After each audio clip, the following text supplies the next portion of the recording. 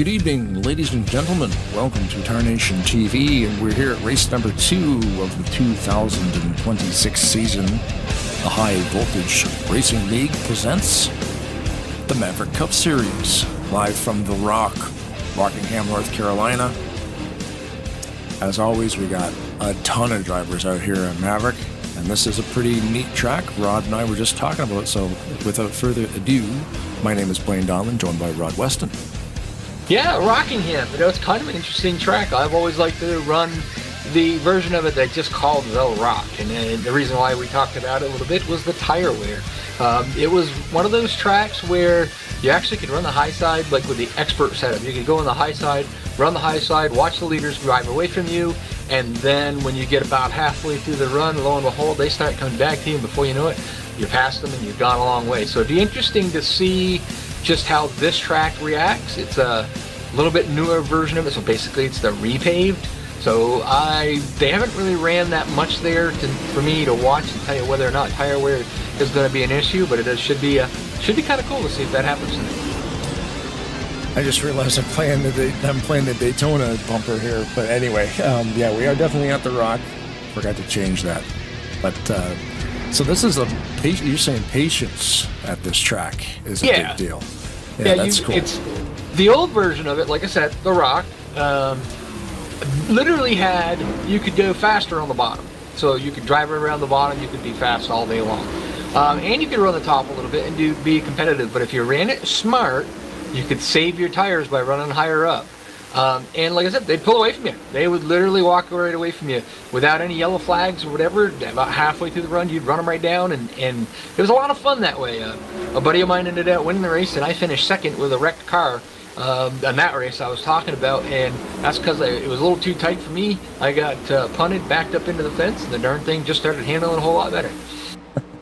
Yeah, just crash it to tighten it up or to loosen it up, right? Yeah, well, funny. Usually when you get hit in the back, the spoiler goes up, and you would think that would tighten it up, but actually loosens it up, and it made the car handle better. So, but the damage did slow me down a little bit. But yeah, it's a fun track. It's a racer's track. I mean, it's not one of those ones, like Daytona that we saw last week, where you're flat out and you need friends. This one here, you can with the right amount of rhythm and being smooth, you could walk right away from it and take right away from the draft. So drafting does come into play. It is. You get behind somebody, you're going to go faster down the straightaway, but it's not as important as it was last week. Right, isn't it? So even this is only a mile long, but yeah, it does affect. Like, I mean, you could have a car set up in a way that a little bit of draft might actually make it work, like might not actually help. It would throw you into the corner too quick and all that kind of stuff and burn your stuff up early. The big thing here too is if you're behind somebody, you're losing air off that front nose, and that will cause the car to be a little bit tighter. You're not going to notice it like in the beginning of the run, but if you constantly running behind somebody the whole time, that could get it to be a little bit to a point where it gets a little too tight, and then you start having more tire wear than you really want to have. But we'll see. And by the way, we have a Honda in the field tonight. I was thinking about that last week, how we were saying there was no Hondas in the field, and I was like, oh, Hughes must have changed. He must have changed out of the Honda, but actually Keith didn't race last week. So that's why when we were like, oh man, no Hondas. Keith must have changed. But no, he didn't. He just wasn't able to make the race. Yeah. So, yeah. We do still have Honda. That's good. One Honda. No pure on a Honda. One entire Honda. Yeah. Well, yeah, this is a cool mod because there's so many different templates. The mod's been around a while, guys. You could find a template for anything you want, probably. But we're just scrolling through there. You can see the scroll on screen of the... Man, I forgot to update a couple of things. That's important, too. I just noticed the title of the race is wrong. You said you were kind of had a busy day. I did have a busy day. I thought I set this up yesterday, though. I usually don't wait until the day of. I wait until the day of to kind of double check everything, and I forgot to double check a couple of things. HVRL. Yeah, but anyway, thanks for watching, everybody. We'll definitely go to the race, and the race will be a race. We are here at Rockingham, I promise. Good news too. We got people that here tonight that we missed out last week. Jorge Pache's, he's back, you know, in that beautiful number 9 72 car that we like.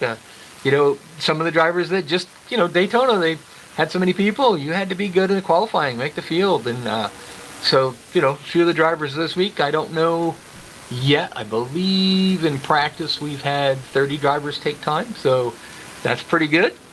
That's an amazing number. And like, do you have your GNL TV running? Yes, I do. Look at the amount of laps that Austin LaPlante has clocked in practice. Holy crap. He's run 132 laps in practice. They've been out here a little while practicing, I do believe. Yeah, I couldn't do that. You know, I can't sit out there and practice for a lot. Yeah. Yeah, he's already run the entire race. Because what are we doing? We're doing 125 laps here tonight, and he's run more than that just in practice already. So he's going to be pulling. That's unreal. Show up at a fixed setup race. I'll go out, turn 10, 15 laps. You know what I mean? Kind of get the idea of what's going on, and then I'll stop. Open setup race on Wednesday that I run with ASR. You know, I'll probably do 30, maybe 40 laps, but I'm constantly tweaking and making the setup, you know, so you have to go in there and you have to turn those laps, but I couldn't sit there and do a whole race distance. I'd never be able to race after that. Yeah, you'd burn yourself out, you know. I wonder, yeah, like, I'm kind of old, man. Yeah, so, and it depends on your chair, too. I've been using the same chair for 25 years, so that might be an issue also. If I had a really good chair and I was locked into a sim rig, that was the one thing that happened. I had a Honda Accord, a 1997 Honda Accord, and eventually I had to put it down. But before we towed her to the scrap heap and got the $300 cash in hand for it, for Old Thunder, I was like, wait a second. I grabbed my wrench and I went and pulled the seats out, pulled the two front seats out of that car. And I put them in the basement, and they're comfortable because they're car seats. They're built to sit in forever. So I'm like, yeah, don't send a car away to the scrap heap without pulling the seat. Oh, sorry. Don't send the car to the scrap heap without pulling the seats out and put them in your garage. So is that the intent? The intent they is are to make so comfortable. And that would be the intent, would be make a sim rig with an actual car seat. Yeah. So I could, hey, we're doing a Daytona 100% race. All right, sign me up. Let's do it. I can sit there for 4 hours. Out the qualifying right now because Keith Hughes is back, and he's back on pole tonight too. Outside pole is going to be Josh Mercurio. Gutierrez is going to be in the fourth. Jonathan Peavy, and then R.J. Bishop, Noah Hart. I think he's been here before. I'm not sure. That name sounds familiar. Carby Edwards is seventh. Alex Rodrigo is going to be in eighth. Ninth is Figueroa. I hope I said that right. And 10th will be Ulysses Sandoval. I'll let you do from 10 to 20. All right, then. We've got, well, yeah, you just did Sandoval, so we've got Carrera in 11th place, Dorsey in 12th. There's two Figueroa. I hope I'm saying that right. So we've got M. Let's see who that is. We got to get this right. Miguel. And what was the other one? Alexander Rodrigo, 88. Who's the 88? Juan. So Juan and Miguel. So and then Crocodile Crump, and of course in 14th we've got Joseph Landy Pavlon, Merkel in 15th, and Norman is in 16th, Gunther in 17th, Bermudez in 18th, Aiken in 19th, and Young in 20th. Then my buddy Jorge Ponge, I always say it wrong. Jorge Pachon. I love that Dodge he's got there. That's a beautiful car. Thomas in the 45 is in 22nd. Gagarero. Oh, here we go. Carrillo. Okay, I should have known that one. I don't know why. Starting in 23rd. Delgado. God, I'm having a word problem today, I tell you. He's starting 24th. 25th is Vera. 27th is Mike or Matt. Mike or Matt? Mark. I got that one all wrong. And then Neves, Pablo Di Vitor starting in 28th. I scroll down the screen here, there's so many people. Yeah, there is. 29th is Landers, and 30th is Austin LaPlante. I'll let you do the little guys. Yeah, Benjamin Snyder in 31st, Avalar in 32nd, Yankee in 33rd, I'm in 34th, but that doesn't count. Torres in 35th, McIntyre in 36th, Rod Weston 37th, probably not. Dotson is going to be in 38th, Seth Cole 39th, and Mike Carroll in 40th. You want me to do the last two? Sure. McCreary in McCreary in the 06 car in the 41st position. RJ Bishop, very last place, the 42nd spot, which is actually the 40th spot, minus the two broadcasters. So that is a lot of drivers here at this 1.02 mile long. I can't remember exactly how long Rockingham is, but it's just over a mile. That's an amazing turnout for a track this small. We weren't too far off. It is literally 1.017 miles an hour. It's a D-shaped oval. So the front stretch has got a little kink in it, and the back stretch is kind of straight. Almost looks like a Daytona from the air, but a very small version of Daytona. And of course, the banking is, about 22 to 25 degrees, depending on what corner you're in. So it's a pretty high bank. Yeah, this is going to be a good race. I mean, the more cars, the better. It's always pretty awesome to see this many people showing up. Take a spin around here in the drone here. So we've got the stands. Right now, there's no one here. Attendance is 0. Once they flip it over to the race, there'll be people sitting in these seats. Everybody went to get a hot dog or one of those turkey legs. The front straight's got some people on it, but the back does not. But yeah, like you were saying, from the air, it just kind of looks like a mini Daytona. It's pretty cool. This will be a good race tonight. Going through the cars, Gutierrez is in a white car in Dodge Dart, and there's another one that's painted exactly like it, but I didn't catch who it was. They left. Back that up a little bit here for a second. So this is interesting too, because Gutierrez last week, we thought that he won, but he did not. Which then was a surprise to Paulo Vitor, because he actually got 4th place. He went from like 28th or something to 4th, and then ended up actually getting 3rd because they disqualified the 81 Santiago Gutierrez for going below the yellow line to pass Mercurio for the win there at Daytona, so that was unfortunate. The other car I saw was the 22, and I'm not really sure how you want to say that name. Bermudez something. Yeah. Two cars look exactly the same. 22, Eduardo Bermudez, yeah. So let me see. Is he on track? Oh, there he is there. And what's the other one? 22 and 81. Oh, and the 81, yeah. Yeah, exactly you're right. The same. Oh, the 81's not out there right now. I do not believe. Yeah, that's cool, though. They must obviously be teammates. Yeah. Just going out on a limb. Yeah, there he is there. Cool. Joseph Landy Pavillon out there. It's an Lexus, and he's got the font and basically the paint scheme of the recently late, great Greg Biffle. So he's doing kind of a Biffle tribute. Right on. Yeah, that's kind of cool. Yeah, there's a lot of really, really nice. Ow. Tyus Yankee's not in the 31 this year. He is in the 97. Remember last year he was the 31. Oh, yep. Okay. Got a few different number changes, so that kind of throws us off when you do like a 24-week season with used to, the numbers that a lot of people had, and all of a sudden they've changed them. It takes a minute or two to get used to them. Like Papo Vitor, wasn't he in the 70 last year?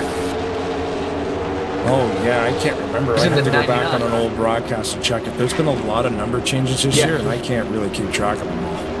I knew Austin, the plant, wanted to go back to the 48 because that's the number that he's always run. I think it was Noah Winsel that was running the 48, so they swapped numbers around a little bit. A lot of them, quite a few of the guys that, hey, I get it. If I go to a league and I want to be 31, that's the number I've always ran pretty much. So. Mm-hmm. What do you do in the situation where your number's taken? I usually go to the 19 if it's available. Because I'm a big Martin Truex fan, but other than that, we'll just take whatever's available, Yeah. Yeah, I guess, there is 1,000 numbers to pick from, so. I always raced as a 31, but ironically, I won most of my races in the number 12, which I didn't own. I drove for somebody. So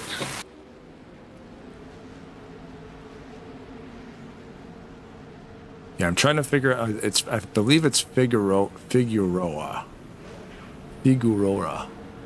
Trying to get a hold of that name. I'm sorry, guys, if we're messing up the name. Any names? Miguel Figueroa. oh, we gotta get them in the top 3 tonight, so we can find out how they say. Figueroa. Yeah, because there's an A on the end. I want to say Figueroa, but it's hard for my tongue to do that. We could also just call him Miguel and. Yep. Yeah. I do have to say I do like that new Dodge Dart body that some of the guys are running out here for this Gen 6 BR Gen 6 mod. It's actually it's a sharp looking sharp looking car. Yeah, I think Bishop there is running a Dart. A lot of them were. The only downside to that is that I guess imagining what they had to do, it's on the Ford chassis. Right, because this would be car make 4, right? Right, yeah. So if you look at a lot of like the Ford Fusions and stuff, for which they have to, I believe it's what they ran back then, they have that kind of nose. It's a little different than the Chevys and the others. So that's why it's like that. If you were to try to put that same kind of setup onto one of the Dodge Chargers, it wouldn't really work that well. So what's the stock 3? I thought it was Chevy, Ford, and Dodge, but in this mod it's not? Pontiac. It was Pontiac, Chevy, Ford, and Dodge came in a little later, so yeah, Pontiac was the other. So on this one, the Ford is the 4th one? I believe so. I don't remember now. Yeah, because the most time when they make a mod, like the 4th one is always the generic. Or like the Challenger, I think, is it the Dodge Challenger or whatever it is, in the Men's Cup 19? Like, that's a Charger. It's a very unique front end. Oh, yeah, no, in the Men's Cup, you're right. It is a Challenger and Men's Cup. And this here, they run the Charger. Yep, sorry. Right. Because that's, you could tell, like right here. Yeah. We're looking at Miguel's car. And that, you can tell it's a generic because he's running a Chrysler. So it's just kind of a round nose. But which allows the painters to create these templates to kind of look however they want to look without having some like weird lines that kind of fade away. Tonight's race, we are running 8 different manufacturers. There's 10 Dodges, which we've seen a lot of those Dodge Darts. There is probably, I don't know if Josh 2 is out there, I haven't seen him yet, but he was running the Charger. That 62 looks awesome. They're running 9 Fords, 3 Toyotas, 5 Chevys, 3 Cadillacs, 3 Kias now. Benjamin was talking about how the 50 tonight is an addition to their team. There's 3 Lexuses, and then, of course, there's the one and only Honda of Keith Hughes. Lexuses or Lexi? I don't know how you want to do that, yeah. But there's 25 people from the United States, 4 from Brazil, 3 from Argentina, 2 from Colombia, 2 from Ecuador, 2 from Mexico, 1 from Peru, and 1 from Puerto Rico. It's pretty awesome, diverse, man. Yeah. The South American contingency in this league is insane. I love it.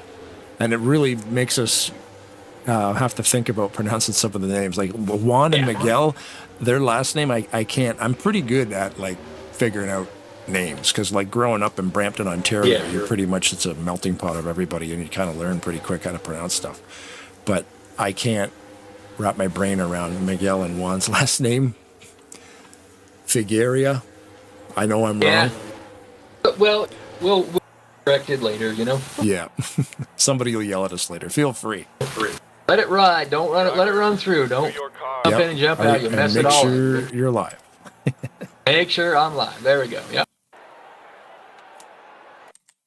Make sure I'm not live so I can get some cool camera. I wished I had the points information. I did ask Benjamin to send it to me. I thought he did, and he ended up sending me the schedule.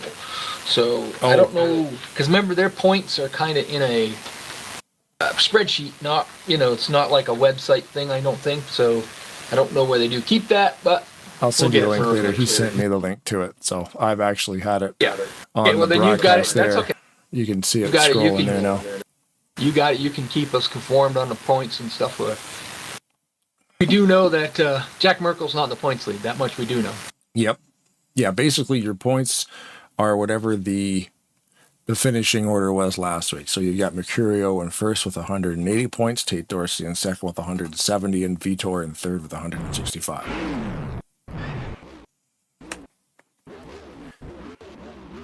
And unfortunately, Gutierrez ended up being in 22nd position after last week's finish because of going out of bounds to make the pass for the win, and he got the win, well, temporarily anyway, by about what was it, like 1,000ths of a second. It's such a crazy close finish, man.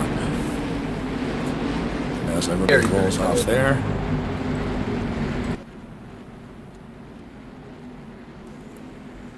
The Rock. Trying to get my steering wheel out of my way too. I got won't need it for a couple of weeks. Won't need it for like 5 weeks. Yeah. You okay? Sounded like something blew up. I hit it with the gun while I was trying to talk. Oh.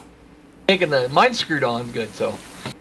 The Geico restart zone, and the green flag is in the air. Keith Hughes got a good launch, but we'll see how we'll figure out how it goes around here because I haven't been on this track ever, so I'm not even really sure what whether it's going to be a tire wears thing or just is it going to go? What a crossover move from Josh Material, almost. He might have it. We'll see which line's better. This style of track is fantastic. I love this kind of racing because, like you were saying before, some guys, you're locked into a fixed setup, so everybody's running the same setup. You're very limited to what you can do in the pits. But then you've also got the different lines. Like some guys like to run high, some guys like to run low, so that really does split it up. Yeah, and it's all depends on the track too. You know what I mean? Like how much wear that the track is going to produce. That we don't know. Whoops. Let's say it looks like somebody's around already. I'm trying to see the number, like the 92. That's Carvey Edwards, I believe.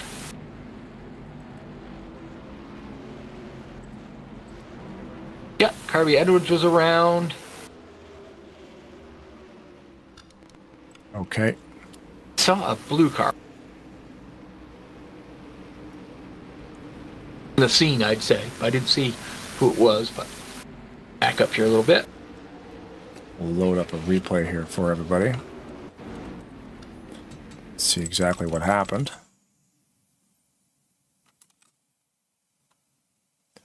I saw the smoke, but I didn't see, like, why. Yeah.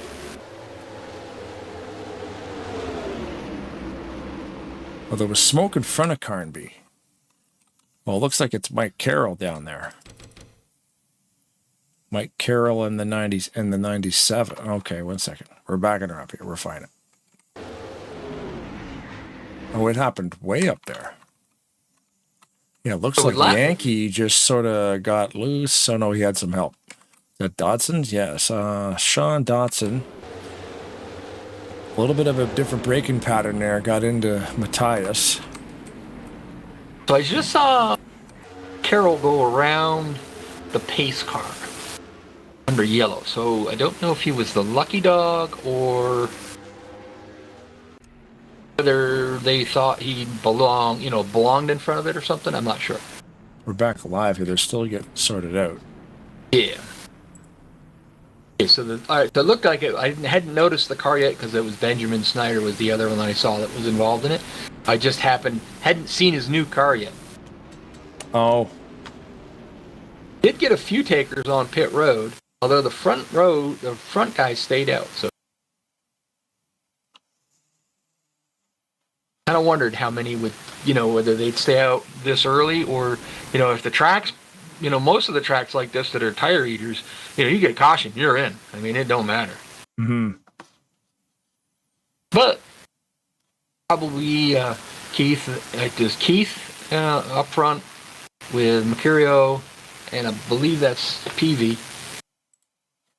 They kind of stayed out, so I think it's probably more of a, they don't want to get in the back of traffic right now. They want to let the race kind of run its course a little bit before they, try to get themselves in a situation where they could get caught up in something. Would be my guess.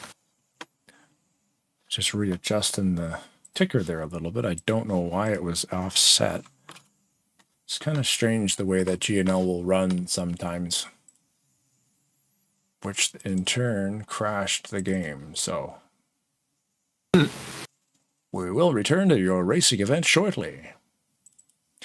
I can get away with minimizing the game to a certain point, but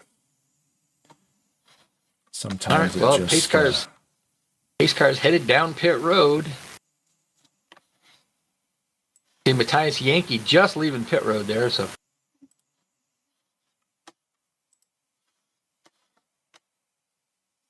even start up there at the front. It looks like on the low side there, Keith Hughes got the good run off the corner. Got out in front, and he's got Mercurio all over his rear bumper. Mercurio's going to try the high side. To your cars. Better of it, goes back down to the bottom side right behind him. Mercurio's not going to let him get too far away here tonight.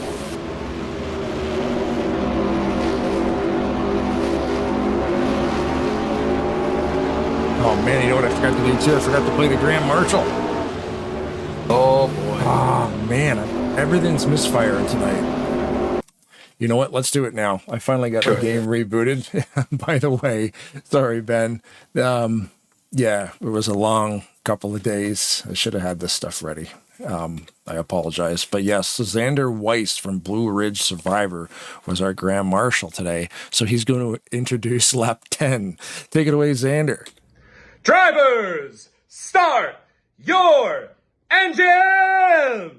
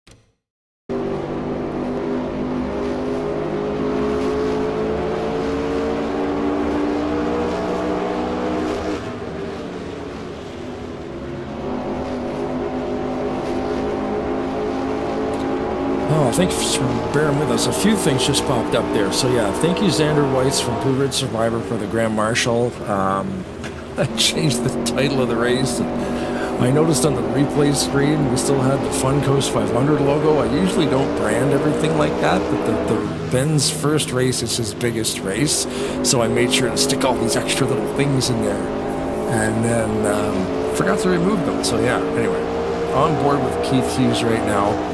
This screen, the onboard camera screen, well, it's a lot more fun to watch when it's not a super speedway. We're back at the caution here. Especially with that live speed ticker that I've got down there.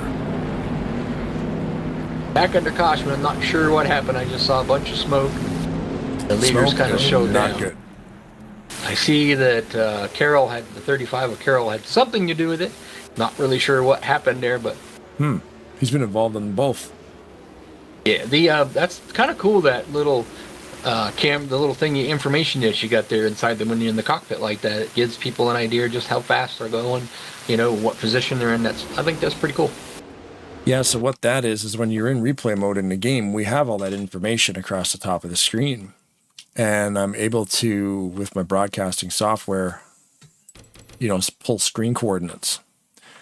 So it's kind of like every instance of the screen is a different thing, and then I can move it all around and put it where I need it. So I could make it large so we can actually read it. And yeah, little ideas pop into my head sometimes. Oh, I see. Carol got turned by the 50. Everybody down pit road except for one. And that would be, you said it was Juan Figueroa? Yeah, there's Juan and Miguel, yeah. 88 of Juan stayed out didn't quite lead that lap though, but this is one of those tracks where, if you're way in the back, and everybody pits, it takes you a few minutes to get up to where the start-finish line is, and sometimes the car on pit road can actually beat them down there. But actually kind of few cars that stayed out. Probably most of the guys that pitted on the first round of pit stops there for the first caution. Yeah. Some could be. Yeah, we have Benjamin in the 50 and the 97 that are one lap down.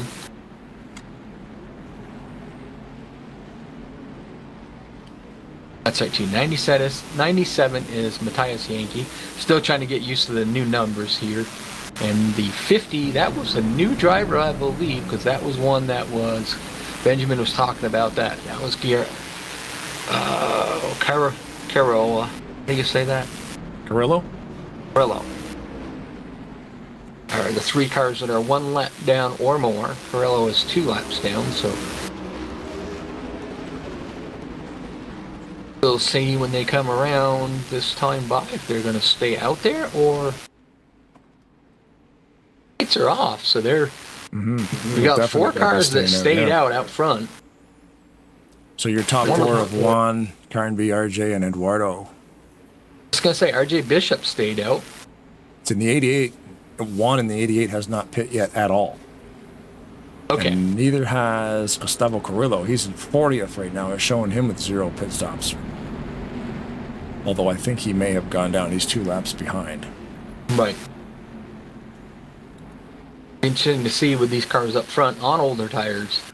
Trying to find an ugly paint job in this field tonight, dude. These cars are awesome. Pit road cars, pace cars down pit road. Arbed was on the high side there. See what happens on this start. In your Geico restart zone. RJ Bishop gives Figueroa a really good shot. RBN is on that high side though. He's try to roll it. I don't think he's gonna. That bottom seems to be the better way to get around here on that. So you've got short tracks that would be about a half mile. What do they call the 1 mile ones? Is that an intermediate? Yeah. Whoa, we got a big one here. One of the front cars got pushed out of the way. I don't know.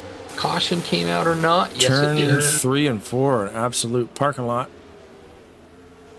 I don't know if it was Macario that got into the guy or not. I just happened to be right in the car next to him, and it looked kind of like it happened right near him. Seeing Juan not pitting, excellent call. Because he's seeing a pattern here. The start of these races, sometimes the first, 20, 30 laps, they're kind of feeling it out a little bit. Oh, no. RJ Bishop and another car got a little contact. And that's why I saw it in front of Josh Macario, because it happened. The guy went right across his nose, and Josh just missed him. Oh, to cause the yellow.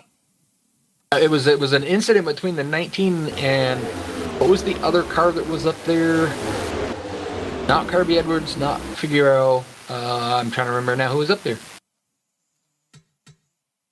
4th car to stay out. They just had RJ Bishop and him had a little bit of contact, and that little bit of contact sent him right up across in front of Josh Macario, and I don't know how Josh missed that, but it looks like Bermudez, yeah. Bermudez, okay, that's what it was. Yeah, wow, yeah, Josh. It looked like a little bit of lag too, because the car actually bounced off the wall. Strange. The 19 in there, everybody's in it. There's a lot of cars in that. I think I was watching. I think it was Keith Hughes. I'd worked my way back a little bit just to see who was back there. So I saw that happen in front of Mercurio, and I didn't know. I wasn't sure. If he'd gotten involved in it or not, because it happened. It just looked strange from where he was. Harvey Edwards and Figueroa in the front there, they decided they're going to stay out. And then you said you don't. Let me check. Yeah, I mean, with Juan and Carnby, you might as well just stay in front of it, right? I mean, these guys in the back half seem to be having a little bit of, there's not a lot of room. It's a mile-long track. There's 40 people start this race, so it's literally the only one out. The only one that's out so far is the 22. Is the 50 out there? Because it says he's running, but I don't see him. I don't see him clocking any laps. He may have parked but not got out of the game, I guess. I don't know. Or if it was like a connection issue, maybe. Yeah, sometimes they stay in a little bit, yeah. I mean, it is, so far he's the only one out of the race, so. I mean, we think the 50 might be too, so. Yeah, I think the 50 might be. Ooh! Mercurio got such a good launch. Headed right down below the 88. Keith Hughes goes through the middle. 3 wide Keith for the lead. Just going to say, I think tires are kind of worth it. Yeah. Harvey Edwards is still hanging tough up there, but didn't take Hughes and Mercurio very long to get through to them. Focus on Carnby there in the 92. I think that would be a lot too, just their tires fire off quicker, so even though you get going, Harvey Edwards has gotten up to a little bit kind of up to speed. He's still kind of getting eaten up a little bit, but those new tires definitely are a lot stronger, a lot more grip. He seems to be liking that higher line. Don't know if it's working right now, but like you said too, if we get a long run, you can start reeling them back in again. In theory, yeah. We don't know the two different variables. This one is a repaved track. That would probably add a little bit more grip to it. And then if sometimes some leagues will change the grip level or a little bit just to make them grip a little bit harder. That usually adds to more tire wear. So if that has been done, we'll see. It'll be interesting to see how tire wear plays. Right, you can imagine like a grippier track is just like a rougher surface. It's going to chew up the tires. Talked about easier Gutierrez. To drive for a little while, but once the tires start falling off, then you're getting into issues there. Talked about Gutierrez earlier, who unfortunately, did cross the start-finish line first last week. Unfortunately, they deemed him passing under the yellow lines. Currently running in the 3rd position. So he's been strong last week, strong this week. He keeps it up. That one race will hurt him a little bit, but you have to kind of consider it as just a bad race. Come back the next week, try to go stronger, go out there and get you that win, and start building your points back up. And that's the thing, it's a long season, and last year he was competitive the whole way through it. He was our one there's a bunch of international drivers out here that are really, really good. But Gutierrez was able to stay competitive. I think he finished in the top 10 after the season was all said and done. He missed a couple of races, but he was always, we were always talking about him every week. Yeah, and just kind of one of those guys that we last year had to talk about a lot. That's Jack Merkel, currently right in the 7th position. He's one of those guys, just like we always say. There's a few drivers out there who are always saying, "Well, where did they come from?" Well, that's Jack Merkel. I mean, I don't know where he started. I don't remember exactly where he started tonight, but I can find that out in a little bit. But he usually methodically works his way towards the front, and by the end of the night, he's usually right there in the top 5, or winning it and taking off and just leaving everybody behind. Yeah, Yeah, and last year with the bet to start in the back of every race, no matter where he qualified, he'd start in the back. We got yellow out again. Saw some tire marks there. We'll let the pace car gather everybody up and we'll see what's going on. I just checked it. Jack started 15th tonight, so I didn't see him drop back. So I don't think. Yeah, I don't think that's a thing Keith this talked year. him into that bet again. No, that was crazy. I think you it was just wild how dominant he was, but yeah, I think you just saw how important tires were. The only car that stayed out was Jorge Ponjon to probably try to see if he could lead a lap. right. Oh, and was he involved in that? Oh, Delgado's around. Okay, we're going to take a look at that. Didn't quite get there, like we said, so far back. Just in slow motion here, the 36 runs out of real estate. Just noticed, too, that Crocodile Cromp now in the 007 is also a kind of a tribute to Greg Biffle. He's got the same kind of an old, kind of a Greg Biffle paint scheme kind of thing, but yet a little different. It's kind of cool. That's the 007, you said? Yep. Still trying to get used to all these. Oh gosh, I didn't even see him sneak in here. Sean Dotson's in here tonight. That's the guy that I've raced with against. Looks like he's running a Buick. Sean's probably streaming this on his YouTube channel. Oh, yeah. He streams from the cockpit there. Yep. Yeah, you always see him out there, in the cockpit streaming him every time he races. So it's usually 91 and it's 091. Yeah, he's always he's either 091 or 91. Yep. Yeah, because Bishop's got RJ Bishop has the 91. I gotta ask Sean if he ever captured Bob Dixon doing the Gribbons. Because I've got a request from Graham McDonald. They're putting together a tribute to Bob Dixon race in a couple of weeks.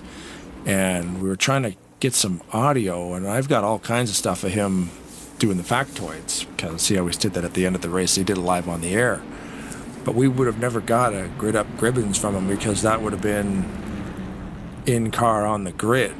And on broadcast, we're not in that room. So Sean might actually have it. He might, yeah. Because if he streams from the cockpit and he pulls TeamSpeak audio, he may have something like that. That's a good idea, because he's raced with him plenty. Mm-hmm. So have I, right? But then I'm thinking, it would take some time to find it. Yeah. Like we got green flag. Just for curiosity, pulled it up. Yeah, he's screaming. Got a picture of himself there in the little side-by-side. Whoops, another caution out. Oh, a big one. There's no way to get around, actually. Everybody's just stopped. Two wrecks, actually. We'll be into a cool-down caution, I'm thinking, here pretty soon.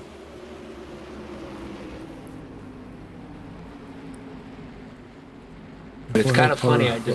Michonne still has the lead. That's good. So that worked out good for him. He can now pit. Maybe he'll go to the back, but he's got his 5 bonus points there. The bonus points for leading a lap. But back on Shot Donson, like I said, he's got that little side by side. He's got the in-car view, of him out there, on the track. But he's also got the little camera down on the bottom on him while he's racing. Yeah. Oh, Mercurio and Hughes decided against following Pashon down pit road. The flagman has the green flag out and nobody's coming down. Jorge definitely needs to.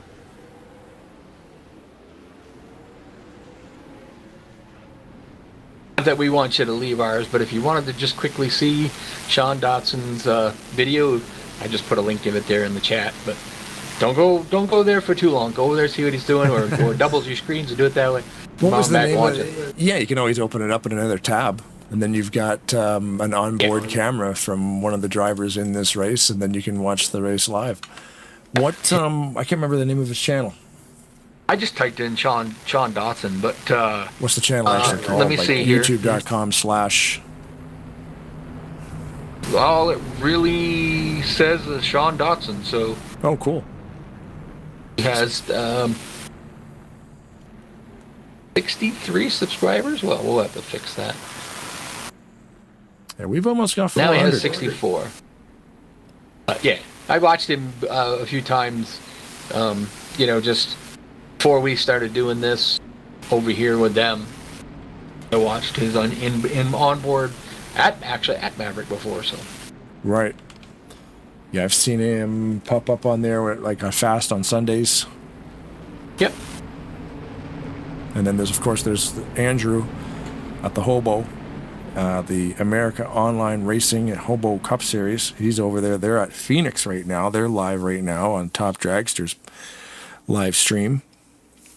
So that's Michael cool. Norman kind of going through there. I see Michael Norman in the field tonight. Didn't really recognize him. It's kind of a camouflage kind of look for him. It's a white car with his sponsor logos and stuff on there. Always in a Ford. Last week he was in the old Cletus McFarlane car. Tonight he's in a little bit different one. It's kind of looks like it's got some Anime A on it, so I would say that's probably a Seth Cole special. What, with Cletus McFarlane, is he like a NASCAR guy or like what? Because he's not full time, eh? No, Cletus McFarlane is a YouTuber. Okay, because I see he does like a lot of stuff. He kind of reminds me of like Ken Block, but yeah, not as cool. He kind of does some silly, stupid stuff. Let's see here. Keith Hughes got in the bottom. I think he's going to get a better run off the corner. Nope, not quite.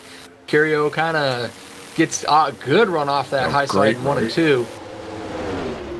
But Cletus is a YouTuber that started out just him and some buddies were, taking cars, putting turbos on them, doing, kind of silly stuff. Bought the Dale truck, which is basically an old Mike Skinner truck. Okay. And they road legaled it, and they did stuff like that. And, it got bigger and bigger and bigger. They turned around and they bought a track down in Florida. They called it the Freedom Factory. I forget. We're back under yellow again. But I forget what the name of the track was before they bought it. But they bought a track down there, started doing the Crown Vic races and stuff like that. And he became friends with Greg Biffle, and they started talking about doing something racing-wise. So he went and raced ARCA race in the Daytona. Didn't fare so well. But, he tried it. And then he tried the second race, fared a little better in it. And then this year he actually tried the trucks out, didn't make 7 laps and crashed it. And then in the ARCA race, he finished, I think it was 10th. So he's just the guy that's got thousands and millions of viewers. Oh, wow, we're getting some little tricky faking on pit road there. Oh, yeah, I was just going back trying to find the replay here. Ben Snyder. Yeah, that's okay. Got sideswiped. All the leaders kind of snaked like they were going down pit road and then went right back up on pit road, on the track. Kind of surprised. I think it was the Gutierrez. Yes, it was Gutierrez. He was going to stay out and lead that lap, and all kind of shocked him for a minute because he was going to get ready to go to try to get out there and lead that lap, and they all come right back up in front of him and had to stop. Yeah. Back on Cletus, he's actually signed a 2. Funny. I just watched the replay of that. That's hilarious. Cletus signed a 2-year contract with Richard Childress Racing to run the super speedway races for Richard Childress Racing at Daytona and Talladega. So that was pretty cool. So he's kind of that's not a bad team. In the Xfinity, it's O'Reilly series now, but Xfinity. But you got 2 drivers in there, Jesse Love, and come on, Rod, you know the other guy's name, the 21. The great super speedway racers, so you'll have a good car and give him a chance to try out something else. Yeah, so just by being like a car guy, he sort of got his way into a NASCAR seat. Yep. Yeah, wow. He became friends with Greg Biffle.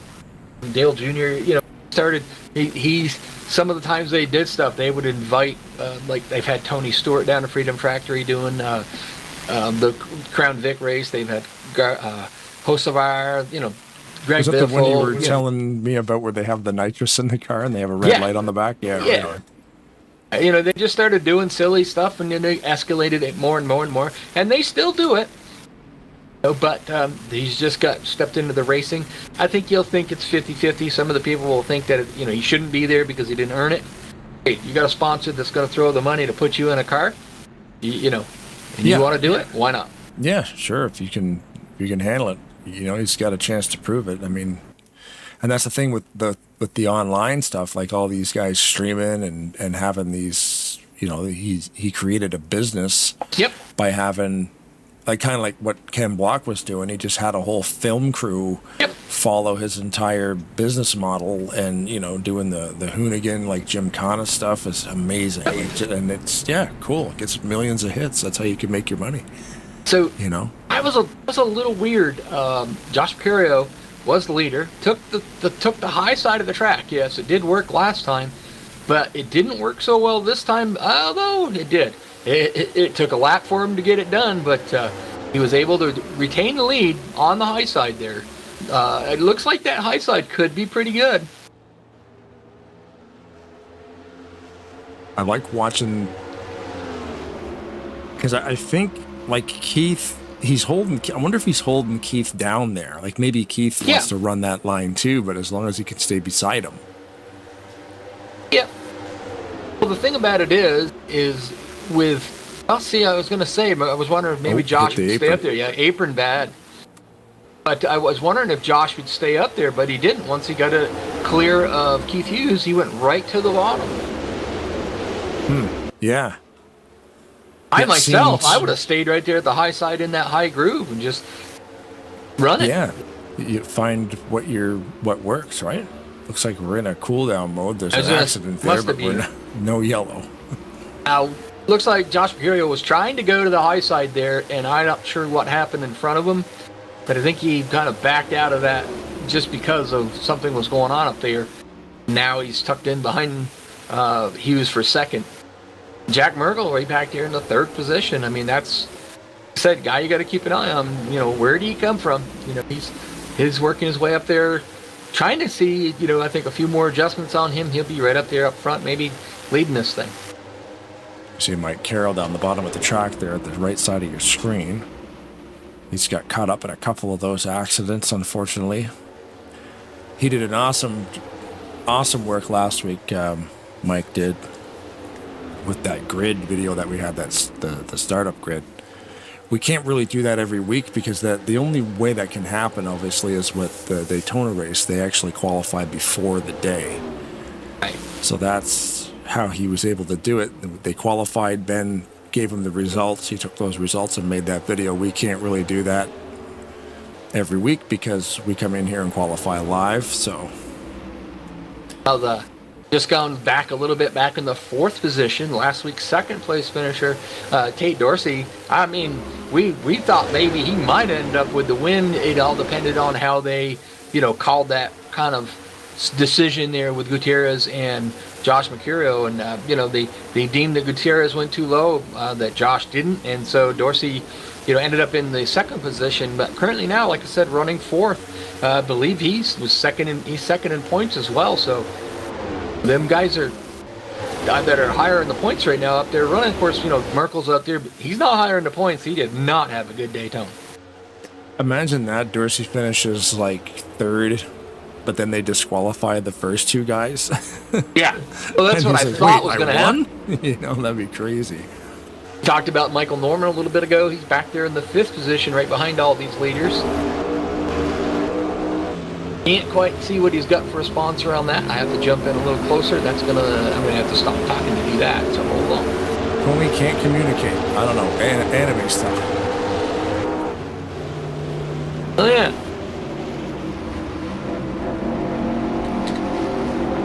Like I said, probably Seth Cole special. On board with Michael Norman right now. As you can see from the live information in the bottom left-hand corner of your screen. Reaching about $170 going down the straightaway, and then they got a lift into the corner. You can see it drops down to about 130, 125. Now we're on the back stretch. It's going to get fun because now your leaders that are battling, a little bit. Josh Mercurio just kind of keeps looking around the fire room. You poke out the front of Keith's car right now. You'll find there is a bunch of traffic coming. Oh, yeah. You can see it there through Michael Norman's. There's a bunch of traffic up there. Oh, we got one around on the backstretch. That looks like Matthias Yankee. Let's see, That Keith will Hughes bring here. out the caution. Keith Hughes here trying to get around Steph Thomas. We're still green. Well, I guess I thought maybe it was a single car, so Yeah. look at the traffic they got to work their way through. That's the thing. You know, Daytona, they really, you know, other than some people having issues, you know, getting tangled up with somebody, and then, you know, that's the time they would get catch lap traffic. But there wasn't as much. Now you look at that, they are, you know, kind of like driving down the streets of New York City at, you know, over 150 miles an hour, zigzagging in between cars. Look at Josh Mercurio and Keith Hughes on that straightaway there, just mirroring each other, like back down, up and around the cars. And, oh! Wow, that was close. Mark Snyder there got into the fence coming off of 2, which just shot him out, you know, and he almost took Tate Dorsey out with that. Oof. Dorsey kind of lifted, let him go, and they get straightened out, and then just kept on trucking. Speaking of trucking, Christian these Torres, guys- I just seeing that. He's getting ready to be lapped. oh yeah, he's Benjamin right Snyder there, going yeah. a lap down. Torres looking at rearview mirror, and you can tell, you know, his spotter's saying, "All right, buddy, come on, leaders are coming." Yeah. Just trying to, you know, hope for a caution or whatever, or just trying to stay out in front of him so that he doesn't get put a lap down. The leaders are right behind you. I was trying to remember what the other Figueroa was. There's Juan and Miguel. Miguel. Yeah. Miguel's 62 just in right front there of is Miguel. Torres, yeah. Was. That's a cool like looking that car, though. Yeah, that's It's right. a cool looking Corona car. That is very cool. Now I'm And then- thirsty. yeah, that's a Cadillac as well there, so that's pretty cool looking.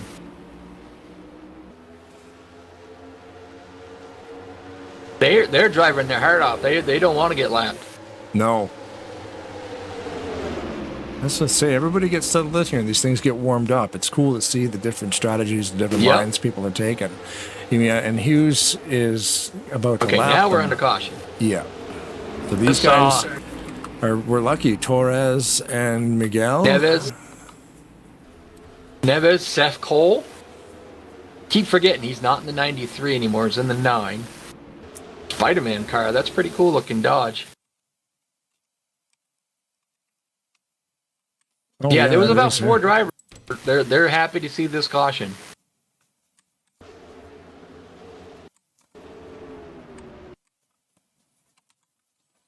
See if we can find the moment of caution here.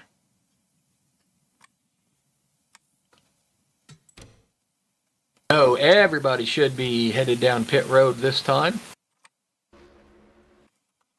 Looks like all the front runners are coming. See, you don't see anybody not going around. Looks like Mark. That would be your first lap down. Your lap down cars aren't allowed to pit the first time by, so. Yeah, Mark got hard into the wall and then he actually rolled over. Oh. Got into Steph Thomas. Looks like 4 tires for everybody. Nobody's taking the chance. Yeah, I don't know. Would that be an option here to go with 2 tires or It'd what be do an you option. think? Not a very good one. Yeah. It's always an What a option. battle going off pit road there. Keith Hughes takes to be the first one off. Mercurio right tight behind him, and Jack Merkel was coming. Tate Dorsey behind them. Michael Norman. It was going to be a, you know, if Hughes and Mercurio were just a little bit slower, it was going to be a 4-way battle crossing that line.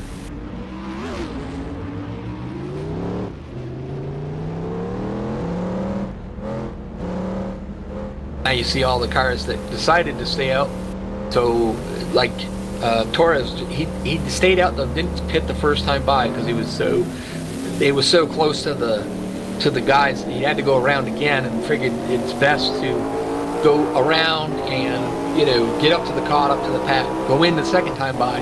That way you don't end up getting yourself a lap down, you know, caught in the pits. Yeah. And the good thing too with this game, I don't know so much on moderate, but you can stop the damage repairs. Yeah. Which is a bonus. You can hit the space bar and tell your crew to stop, let you go on a shorter if you track. got damage, if you got damage, you're all the way back there. By the time you get to the pit road on that first trip around, you know, you could get in there, fix the damage, and when you come out, you could be a lap down because you're so far back. So by staying out, you come around, you're right next to the pace car when you go in. You have a little bit more time to fix that stuff up, come back out, and stay on the lead lap. Mm-hmm. See Mackenzie's in the chat. Yeah. Same up front here. You got Hughes, Mercurio, Merkel, and Tate Dorsey. So Norman, and then what was the 55? Gunther. Nick Gunther. Yeah. Gunther. Yeah. And that Gunther. old I knew I should have known it, but yeah. Different car this week. Last week he was in a kind of a white one. Now he's. I kind of like that. Other than the flames, I'm not a big guy about the flames, but the color combo I like. Yeah, the Square D is cool. The flames, flames are always funny to me. I don't know why. Dorsey come off of turn 4, just a little out of shape, but ooh boy, he was drifting in the middle of that corner. Looks like he's just trying a little bit hard. I think I want to back off a little bit, save that right rear tire. We're halfway through the race now. I've been so busy, I didn't keep track of the how many laps we got in. Kind of looks like back under yellow flag conditions.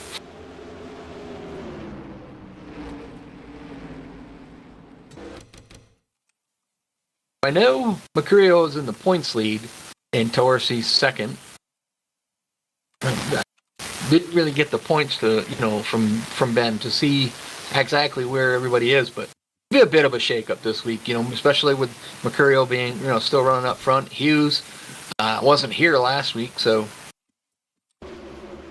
but Dog's got an itch. Yeah, Dog is scratching. Yeah.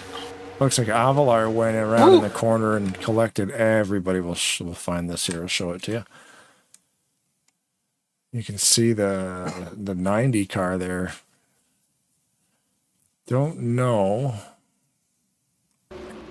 Looked like it just sort of spun around. Oh, a few of those little spinoramas happened in that corner, all kind of simultaneously there, synchronized. JP Avalar was the first to go around, and then a few other cars followed. These itchy bonkers.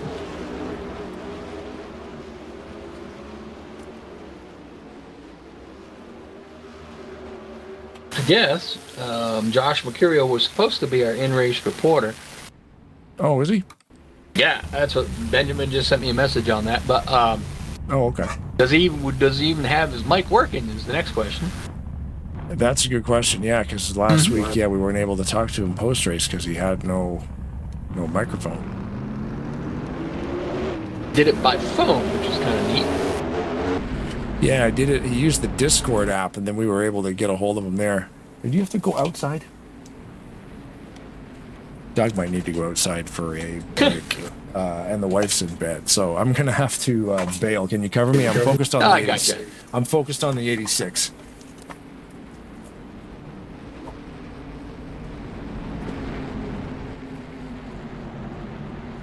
I was just going through some of these cars because we got a few new cars tonight. But Josh Mercurio is still up front there. Now this time Josh decided he's the leader. He's going to take the bottom. A little different strategy. See Carby Edwards is back up there. So going down the backstretch, your yellow lights are off on the pace car. Josh Mercurio up in front. Keith Hughes second. Jack Merkel, Tate Dorsey, Michael Norman, Gunther in the 55, Carby Edwards, and Gutierrez are your top 8 drivers. Pace car makes its trip down pit road. We're in the Geico restart zone. Ooh, Mercurio got a good launch off there. Trying to side. Looked like you wanted to go to that high side. I think he'll do that off the exit of this corner. Now, Where does he go now that he gets into 3 and 4? Does he want to run the bottom? Is he going to run the hot side? Well, he goes to the bottom. Keith Hughes decides he's going to go a little higher than he. Jack Merkel back there. You got a beautiful view of these guys up here running.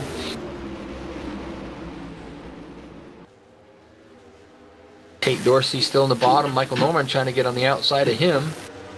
Gunther's got a good view of these two guys up there running. Norman getting a good run into the corner. Let's see if he can make that work off.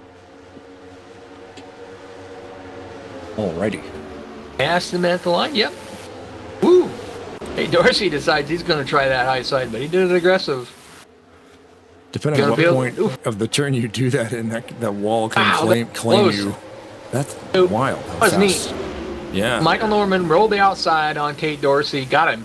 And look at when Tate got the other corner, he went to the high side, did the crossover underneath him, got such a launch off the corner. Now he's trying to attack Jack Merkel on the low side. Yeah, he got Dorsey's inside on Jack. a move. C1 there, parked the car on the end of the pit road wall on the back stretch. Look like McCarroll back there. You wonder with the 2x pit frequency how fast and how aggressively you can drive before your stuff just falls to pieces. Yeah. Like, would you have a good 5 or 6 laps of aggressive driving in you before you have to kind of leave it alone, or could you go maybe 10 or 15 laps? Well, we got back under caution again here. So, the philosophy would be on it. It would be more or less of, you would race it differently depending on how the cautions fall. I'm not sure how many cautions we've had right at the moment, but you think about it, if that's the kind of the way it's going, I'd go out there and just run the tires off from it. If you think that's the way the race is going to continue to go. So, right, we're up to, this will be the 10th yellow flag of the night. I'm showing. Oh, I had 9. to reset the game. Yeah, I'm showing 8 right now, but this will be 9. Okay, so it didn't pick it up, so we're 9. But you think about it like that. If the way the race is playing out, you don't really have to save. You're gonna go if you're only going to go about 10 laps or so. That's true. Yeah, I never really thought of that too. Yeah, if you're getting a yellow flag, we're not getting a full green run. Right. We're not going from pit stop to pit stop under green, so.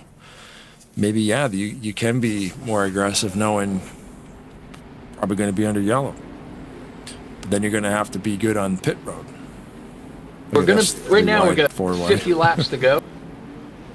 So, when we go green, it's probably going to be about 48 lap race. Now, fuel-wise, I would imagine fuel-wise, that's not a problem. The question is tire-wise. But, there again, same thing. We've got to...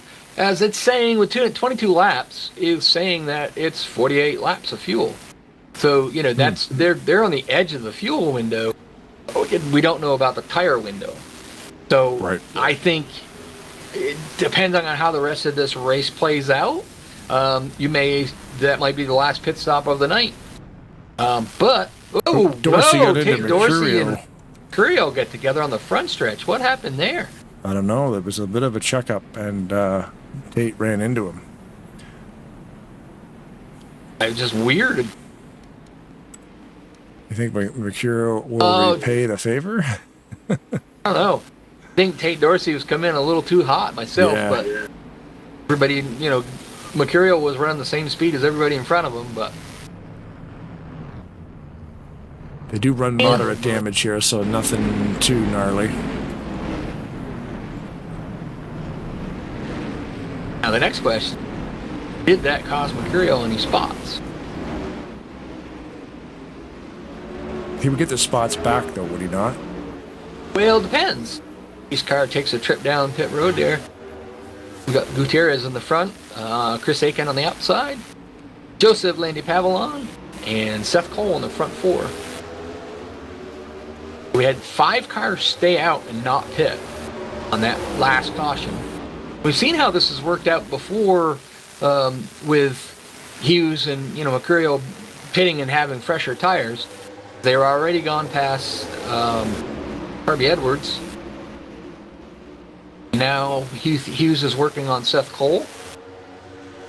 Mercurio's kind of following with him. That's a different style car for Seth. That's a really good looking car Yeah. too. Like I said, it's hard to find an ugly car on the track tonight. Every one of them's got a good character. It's cool. Because we're used to being in leagues where Rodney Sullins does 60% of the car paint. Yeah, and these cars are sharp. I'm not a big fan of flames, but that's still like Gutierrez's car. I like it. It looks good. It's just not a big. I see some smoke. Smoke. We have not stopped yet. Yeah. Seth Cole, of course, will be with me on Thursday with Kyle Matthews. Norman's been running the races over at the Rolling Thunder Gaming's Tally Challenge, so flat out racing, doing the broadcasting, and I'm doing the producing, or however you want to look at that. Might come down there and try that a little bit, just see how it works out, but I doubt I'll make it too many because of the qualifying, and I ain't good at that at all. Yeah, they've been knocking out the last 4 or 5 weeks, I think. Avalon just under pressure from Keith Hughes. Puts the left tires down on the apron. That upsets his car just enough. Hughes is able to drive underneath him. Mercurio's going to fall on him right through. Fresher tires coming through, so. Yeah. He's pretty good little shoe up there. Him and Gutierrez have kind of gotten away from the rest of them. Hughes finally clears Pavon, and then Josh Mercurio is really trying to get there. Does it at the start-finish line. He's got the free track now, so those fresh tires are kind of falling back a little bit on him. Yeah. Ooh, we got a smoker down at the bottom smoke. there. Yeah. Oh, did somebody blow up? I think so. But they're cleared up there off the track. Looks down like to the Austin, bottom. So yeah. Out it'll be a yellow flag. Aiken trying to put his nose under Gutierrez there on the front. Yeah, that's engine problem for Austin LaPlante. Look back there behind him, and they were almost side by side. Two guys here, Keith Hughes and Josh Mercurio have been up front almost all night long tonight. Spinner down the front stretch there, off into the grass, out of the way. Chris Aiken's trying to get out there. He's got a better run this time off the corner. Oh, Gutierrez. Oh, no! Keith Hughes involved in that one there. Almost, to me, looked like Gutierrez had a little bit of an internet connection issue. And him and Chris touched. Oh, wow, there's a car parked on the exit of 4. Mercurio almost took him out. Hughes got hit pretty hard there, too. He did. Nowhere to go. When he started to spin, he just jammed the brakes on, and cars can't get out of the way, unfortunately. I don't know, but we're still under green. We must be in a caution cool down. That puts Chris Aiken out in front. Now, if I was Josh Mercurio right now, I wouldn't push the issue too much. You want to lead the most laps and whatnot, but Chris is out there on older tires. Let him burn his stuff up. I don't think Chris can make it on fuel from here. We question whether Mercurio could either. So right. Cars that have retired, probably Gustavo Carrillo. He hasn't been in the race for 70 laps, so I'm just going to assume he's gone. Eduardo Bermudez, Vitalia Sankey, Benjamin Steiner, Mike Carroll, JP Avalar, Austin LaPlante. And within the last 5 laps, Victor Carrera, Michael Norman, Sean Dodson, and Anthony McCreary have also retired.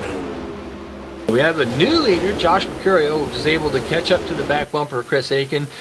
Chris Aiken knew he was on fresher tires, wisely just backed off, let him go, gave him the room, and then just tucked in behind him. So Mercurio, it's kind of a good thing for him to get up there and lead some.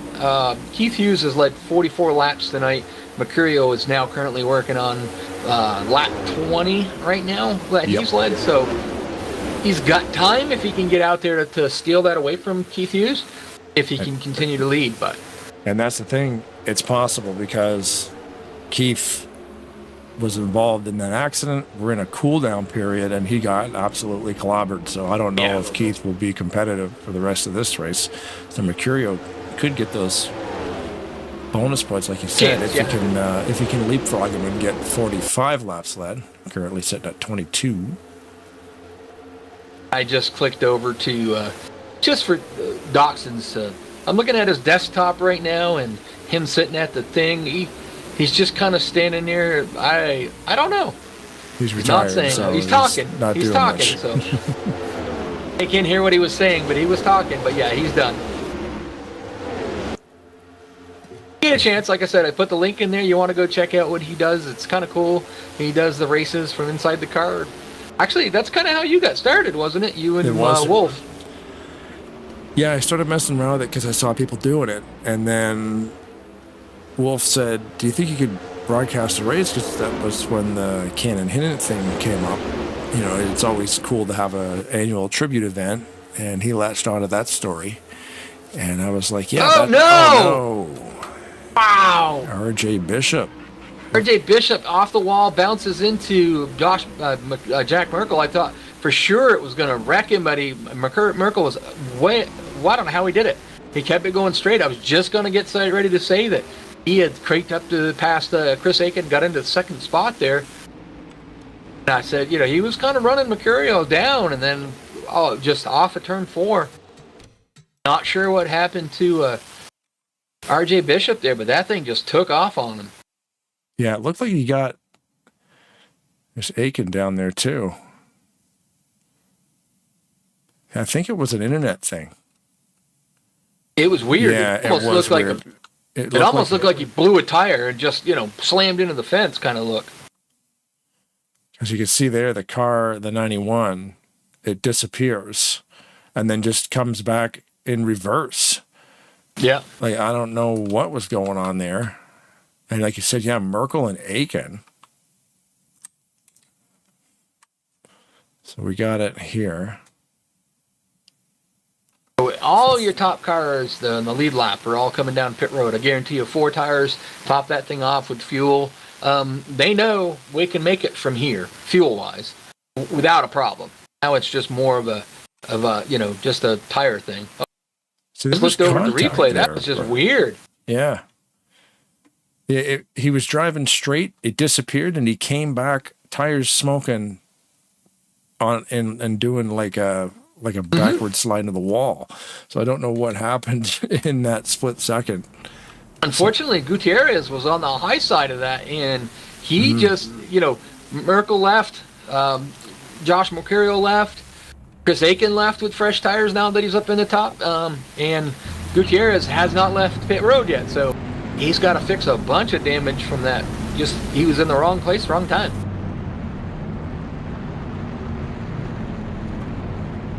So Gutierrez is going to come out. So, okay, Gutierrez must have been a lap down. I didn't notice that. I thought he was right up there. Yeah. So he is. Santiago Gutierrez, Santiago Delgado, Seth Cole. The good news is that he and what was it, 96? That is Ulysses Sandoval. They are going to be the wave around cars, or not wave around, Lucky Dog cars. Sorry. So that'll help them out a bit. So you can see that happening right now. There's the pace car there, and all those guys are going around because they were in the wave around pocket. Cars that did not pit, that were in front of the leader, but trapped behind the pace car, get to go around. The game will give them a penalty because the game's an old game. Yep. Just clear the box. They will clear that, yeah. And the way that Josh Mercurio was, and Merkel and them guys were all running up there, running down through the traffic we saw, even with Keith Hughes, they've got all but 23 cars, are on only 23 cars on the lead lap. So they've been kind of marching up through the field there. So Matt McIntyre in first.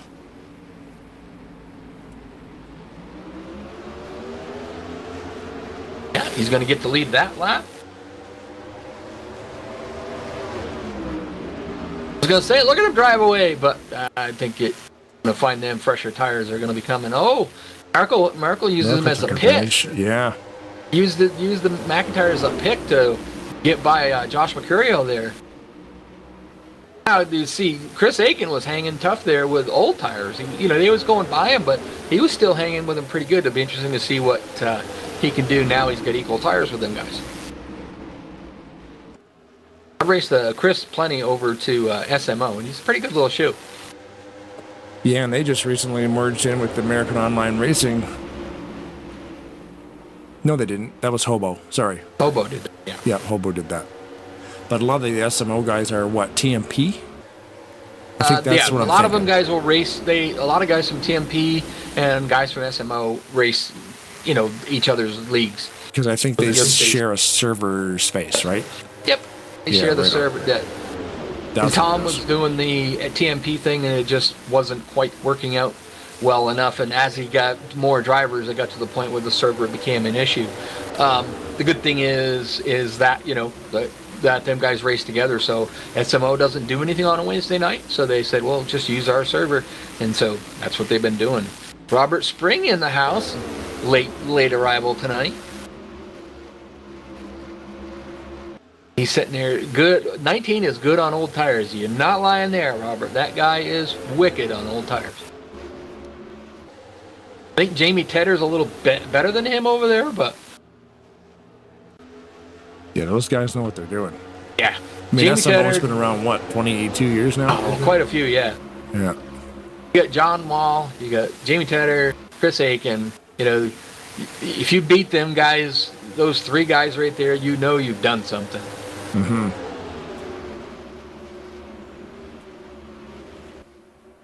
Kind of calm down up front a little bit. Look, they got no lap traffic for a minute.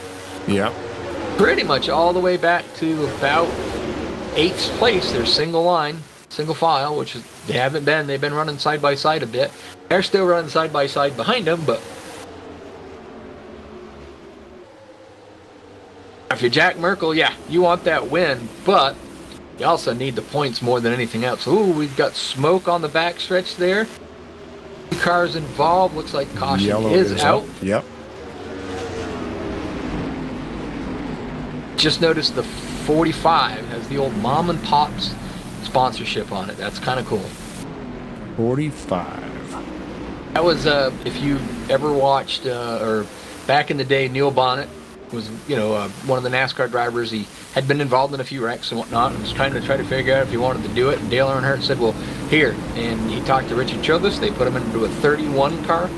So they just took one of Dale's cars, threw a 31 up, threw Neil Bonnet in it, and it was sponsored by Mom and Pop's. Nice. Yeah. Throwback Tuesday. You just got a history lesson. That is a cool old sponsor. Got a good close-up of her there. Nice simple paint job, too. Oh, it's a mad dash. I like for the Viper. pits. Oh, yeah. I like Viper. Viper is, one of the guys in SMO. We put the number 24 at SMO, but we know that. Yeah. He's like, what? Chris is racing Maverick? Wait, what? Chris is racing in Maverick. Yeah. Apparently, yep. Today, anyway. Then he puts Viper Simulation Gaming, and he goes, the number 24 at SMO. Come on, Viper. We know who you are. Never heard of him. He's another guy you got to beat over there, too. I forgot about Viper. Yeah. One of the old guys I love racing over there is, they call him RC. He's such a nice guy, and I mean, he tries his heart out to, he doesn't win a lot of races. He wins a few over there, but he's there every time and just having a heck of a good time. I love racing against RC.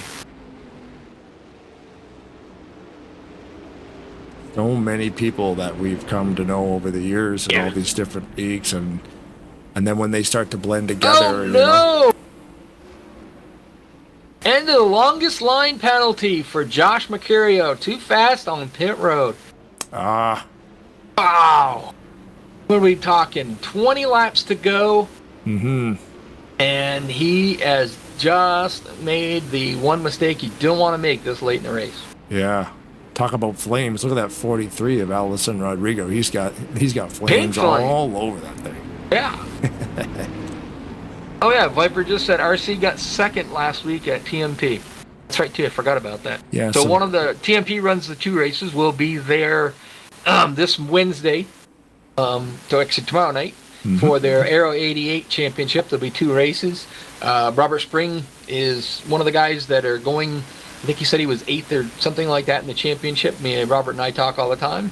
And he is biting for one of the last 4 slots to get into the championship, which will be covering after this Wednesday, the next 4 Wednesdays in the IROC series, single races only. You got to beat the rest of the guys or you're out. Well, not completely, but you're almost, 3 guys go out of the championship every week until they get to the 4th week, and then 1 guy will get a chance after the 3rd week to come back. But back green again. Whoa, they're trying to go 3 wide. Jeez. Yeah, so tomorrow join us again, and we'll be over at TMP in the Aero 88s. And then on Thursday at RTG. These guys are not wasting any time getting started. I tell you, I was kind of looking back there. Gutierrez is in the back, and of course he just got his lap back. But watching Mercurial there for a minute just to see what they had to deal with back there. Oh, someone's up in the fence. Don't know if the yellow come out or not on that. Yep. Yes, it did. Okay. Someone's up on the fence, you say? Yeah, I saw a couple of them up there. Well, that takes and puts Merkel out front, which is not a surprise. Kirby Edwards is currently running in the 2nd place, but we say that now. I should probably wait, because you never know if some of them are going to pit or what's going to happen. It's going to shake up the field. Yeah, it's like Matt McIntyre right there, the 4 of Christian Torres. I initially started this replay. It was Uder Neves. Mm-hmm. That was around. Oh, because there's checkups happening. Dylan Young there did get to lead a couple of laps there, or at least one. Nice. He's in the old, if you want to go on the throwback, it's number 2, but the old Hooters car painted up like what? Yeah, here we go. Can't think of his name now. Oh, Neves is around, but not no major damage. All right, Robert, help me out here. Number 7, back in Cup. Only won 1 championship, died in a plane crash. Why can't I think of his name? Always did the Polish victory lap. He was the only owner and driver back then. Yep. Drove to number 7, you said? Yeah. Like Allison. I can't remember. No, I know. No, it's not Allison. Alan Quickie. Yeah. There we go. Viper. Alan just said Alan. Yep. Alan Quickie. Well, he died in a plane crash, eh? Yeah, on the way to Bristol, actually. I think it was on the Bristol. way to the race. Yeah, on the way to the race. Died in a plane crash. He'd won the championship the year before.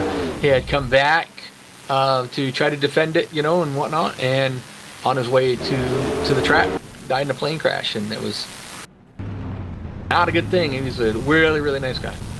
Yeah. Oh, Viper says I live about an hour away from where his plane went down. Oh, wow. Kirby Edwards is hanging up tight up there. Chris Aiken, as we said. Hughes is back up there, so that's good for him. In the 6th spot, Gutierrez up there. Gutierrez, Gunther.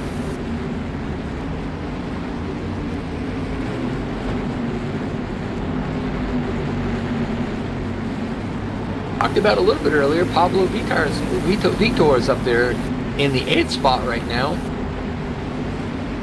Not surprising, but Jack Merkel took the high side on this reset. Pace car makes the trip down pit road. Oh, Viper said the wings on the ice is what caused the accident. Dylan Run did not get a very good start. Spun the tires, I believe. Oh, yeah. He's on a little bit older tires than everybody else around him. Oh, no! Somebody just hit the wall. When they did, they bounced off and went across the nose of somebody else back there. Looked like, I tried to look at the car. Yellow is out. Yeah, that was what's going on.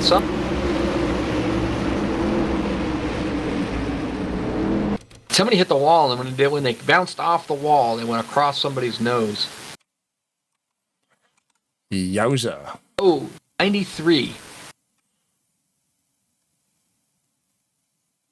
Sanders there is the one that I saw. He kind of, to me, it looked like he hit the wall, but they're having a disagreement down the backstretch right now. Lane Sanders, you're saying? Juan Figueroa and Sanders, they were having a discussion. I think Figueroa had a mosquito on the back bumper of the right rear side, so he was trying to take that off. And then I think Figueroa saw a June bug on the side of his, so tried to make sure he got that one for him too. Yeah. All clear now, though. That's Lane Sanders right there in the 93. Was 14th position. Not so much anymore, unfortunately. Back to 23rd on pit road there, live view. Now we're getting down to it. They're pretty close to almost 10 laps to go. Just looking at Tate Dorsey, currently in the 10th position. Going in tonight, second place in points. He's ahead of Josh Mercurio, which is good. Most of the cars that are around him, I'm kind of just looking quick, like, are not really in a points situation. So, he should probably work his way forward a little bit more if he could. But right now, not in a bad points situation. He might be able to take the points lead over. 26 race season, too, so... long season. Yep. Well, here's the schedule. Currently at Rockingham. Next week we got the week off. Come back and go to Las Vegas. That race is a tribute to in memory of Ben's aunt, Robin Hunker. I remember that last year. Yep. Yep. The Vegas race every year here at Maverick is dedicated to her. You see there Vegas, Dover, Talladega, and then to Mexico City. That one will be interesting. Yeah, that'll be neat. Guys, I'll tell you what. That track before, so that'll be cool. These guys on road courses, I'm absolutely amazed at how well they do on the road courses. Both road courses last year that we ran over here were phenomenal, caution-free. I mean, you got occasionally one guy drops a wheel and spins, but they don't pull the cautions for that. One car spins, don't determine a caution. Yeah, so those races really tend good to race. Stay green because everybody gets strung out and you're able to kind of collect it all. Now we're going to be down 10 to go, so when should the caution come out again, it is going to be a race back scenario. Once we get to 5 to go, there are no more cautions. So Merkel took the high side, Chris Aiken on the bottom. Merkel gets a good launch. Dylan again not getting a great launch on that high side. He just doesn't seem to get a really good launch on it. Aiken going for the lead on the bottom there. Keith Hughes was able to clear Dylan into the third spot. Merkel was able to get the better run off the high side there and get back out front. Looking back here, but behind him, Pablo Vitor, you got Dylan, Rodrigo, Tate Dorsey's trying. Oh no, he got in the back of Dylan. Oh wow, that blocked the whole track. We're still green. You can see the flag man there at the bottom of your screen.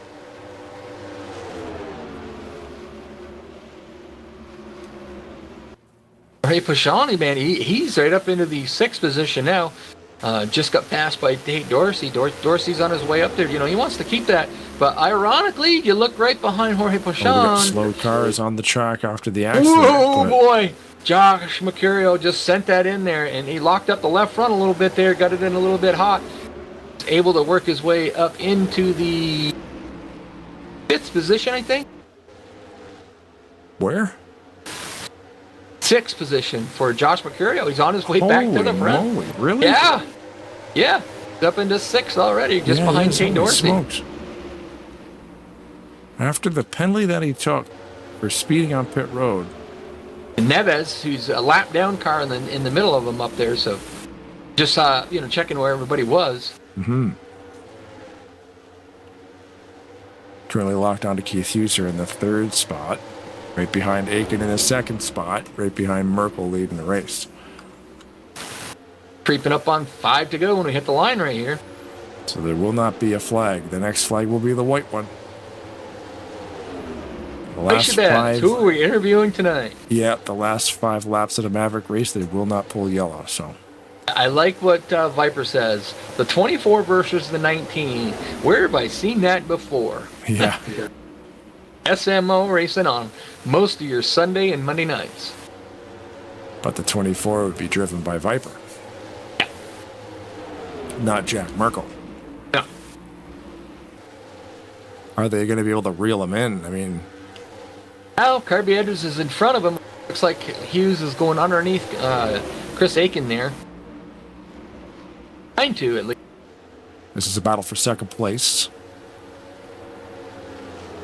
Pablo Vitor back there in the 4th. I was just kind of poking back to see how things were going there. Josh Merkel is into 5th right now. Running down Pablo Vitor, trying to see if he can get, pick that position up. To get to the line, there's going to be, 2 laps to go? Yeah, Mercurio right there, and Neves behind him. That DHL car looks awesome.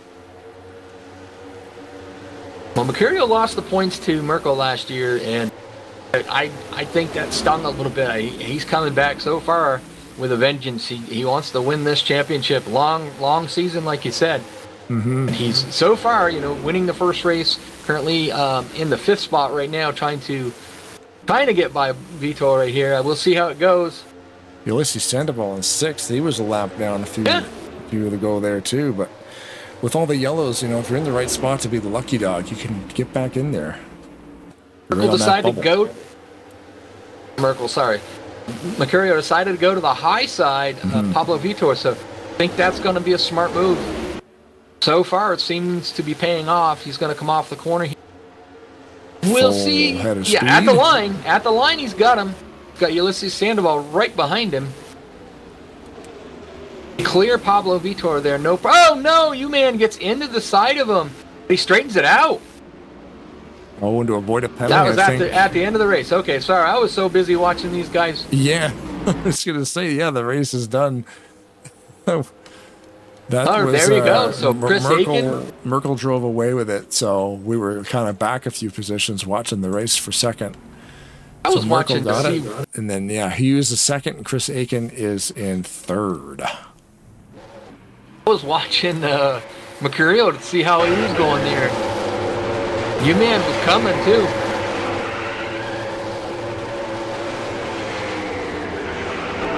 What a drive for Josh Mercurio to come back up through the field like that after that speeding penalty, all the way up to the 4th position, and then parks it at the end of the pit road wall.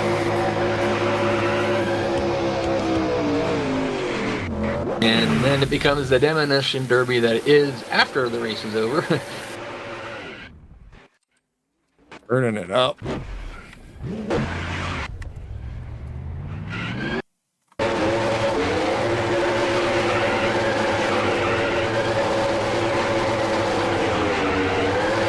Yeah, he's not going to use those tires anymore. Why keep him? Yeah. Oh, who just got him? Was that Seth? Who was that mask man? It was Seth. Seth Cole. Then he drives through the smoke. Take that. I was like, all of a sudden I see him get punted. Yeah, that's all right, funny. Let's see if we can find Mr. Aiken and get him up in here. Chris Aiken, you got Rod and Blaine in the booth. You got a copy? Unfortunately, I'm just kidding. What do you mean, unfortunately? We're not an SMO tonight, buddy. Yeah, Piper was asking what was Chris Aiken doing over here, in the chat there. And you got, if I would come over and participate, so I had to do tonight, so I figured I'd give it a shot. Okay, all right. So we got Viper in there saying, 24 and 19. Where have I seen that before? Robert Spring says, nice run for you. And then Viper says, tell Chris to hush. I know, we didn't start it out like normal. So, you kind of ran, mid-pack most of the race. Then you got up there kind of using distant strategy.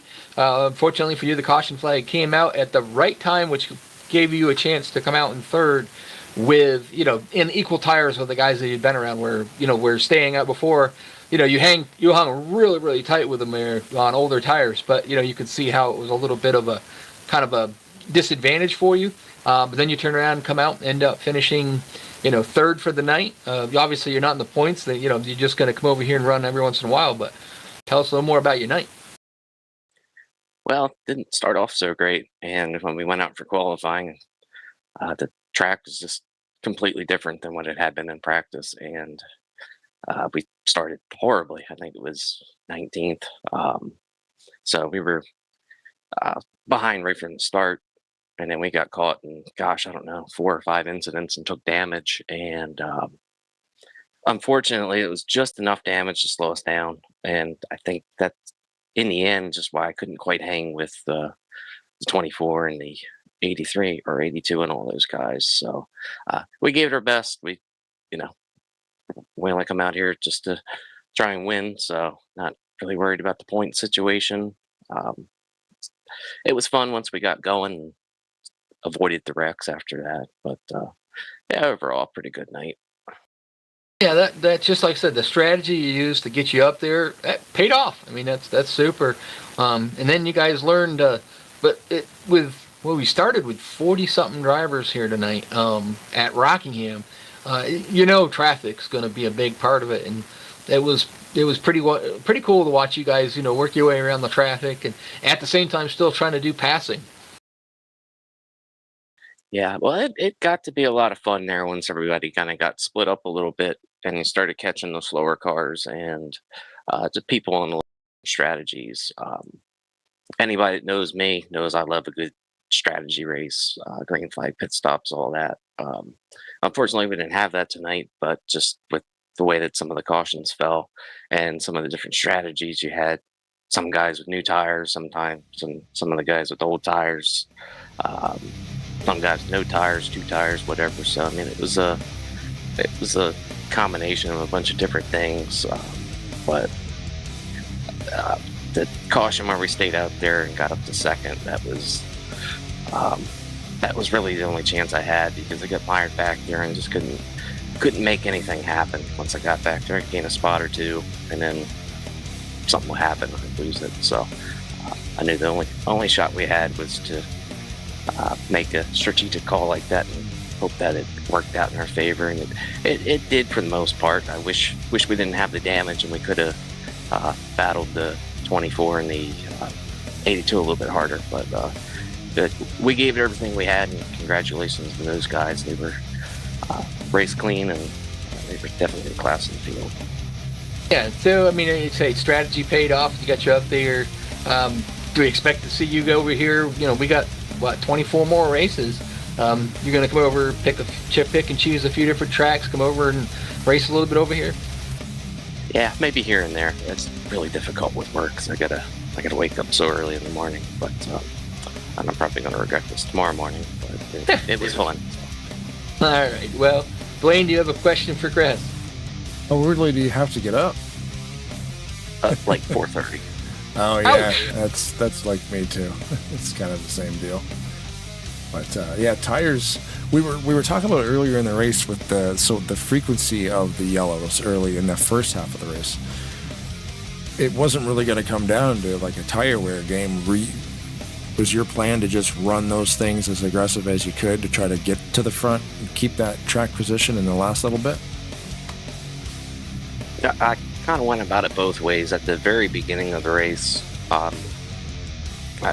because I tried to go out there and do some fuel and tire runs during practice to see how well and how long the set tires would hold up. I didn't think with the full field that we'd get that far, but we had some decent runs tonight, and the tire wear definitely played a big factor in all of it. And like I said, I tried it both ways. Beginning of the race, I just kind of took it easy and tried to save a little bit in the hopes that we'd get maybe 15, 20, 25 laps under green, and then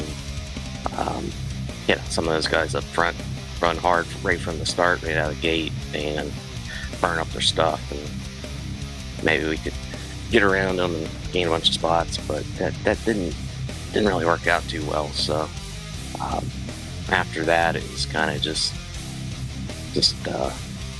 go all out. Cool. All right, Chris. Well, congratulations on your 3rd place. Hopefully, we get the chance to see you over here.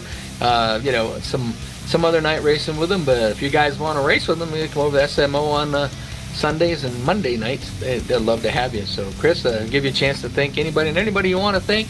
The floor is yours. Alrighty. Well, I definitely appreciate it. Thanks for you guys for everything that you do, putting on these broadcasts, and all of the other broadcasters as well. Thanks to Ben and Keith and the guys here at Maverick and HVRL. Thanks for having me. It was fun. And I think Josh's Eggs been my sponsor for quite a few years. Josh's been a friend of mine for, about 25 years now. So thanks to him for the support and the free eggs on occasion. But yeah, I think other than that, that's about it. All right. Well, congratulations on your 3rd place finish for the night, and then hopefully we'll see you back over here sometime. Alrighty, you guys take care. Thanks, Tris. 3 eggs. 3 eggs, dude. I'm telling you, I got to live closer to Josh. I got a sticker, but I didn't do that. Keith Hughes, you got Rod and Blaine in the booth. You got a copy. Yep, I'm clear. 44 laps on the night. Having a heck of a lot of fun out there with Josh Mercurio. And then something happened that had nothing to do with you, and you went to the back. And how the heck did you work your way back up into 2nd? Well, just a lot of patience, and if you're patient in Maverick, you can usually pick your way through.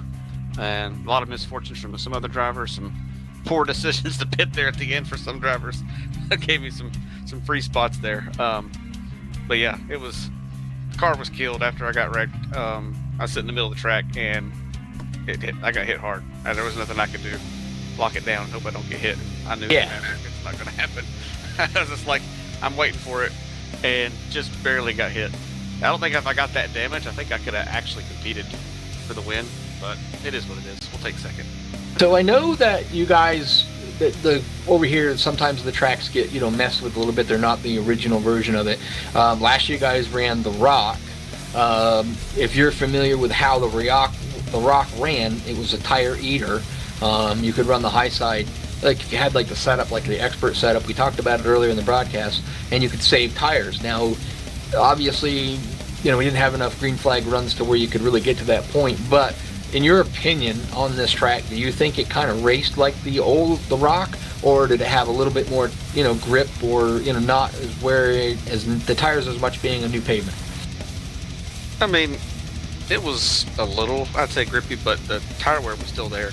You had about, I think I did a tire run. Every 15 laps, you lost a second. If you were gentle enough, like if you were going medium. Like if you go hard, you probably kill your tires in 10 laps. Yep. If you're just running the normal line, you'd lose 15 laps, you lose a second. 30 laps, you lose a second, and then near there, that's about when they expire. Like you'll blow right front about 35. But we never got that far because of caution. Yeah, but no, I was just curious because I remember running plenty of the Rock, and that's what I always liked about it was it was a tire strategy track where you could be a little gentle on your tires and it would pay dividends at the end. I was just curious how that this track ran basically. But so you didn't run last week. I thought maybe you were supposed to be substituting for somebody, but I guess you didn't run at all last week. Yeah, that was backwards. RJ substituted for me. Okay, but he didn't do it in the Honda.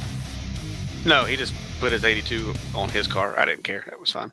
No, okay, because we didn't have a Honda in the field last week. And ironically, the last year's winner didn't show up for the race, and I was like, wow, that's different. But I was on vacation. Well, gotta work your vacations around this race schedule now. Come on, you know how that works. Not for 27, whatever, how long the season is. No, thank 26 races. Yeah, I'm good. I'm not thinking about the schedule when I schedule things. You're not gonna beat Jack Merkel in points if you miss races, Well, we'll just go for the owners championship. So you got a fourth and a second so far this year. Does the Owners' Championship pay more than the championship, like, Formula One? I'm going to say it does. Okay. I figured you would.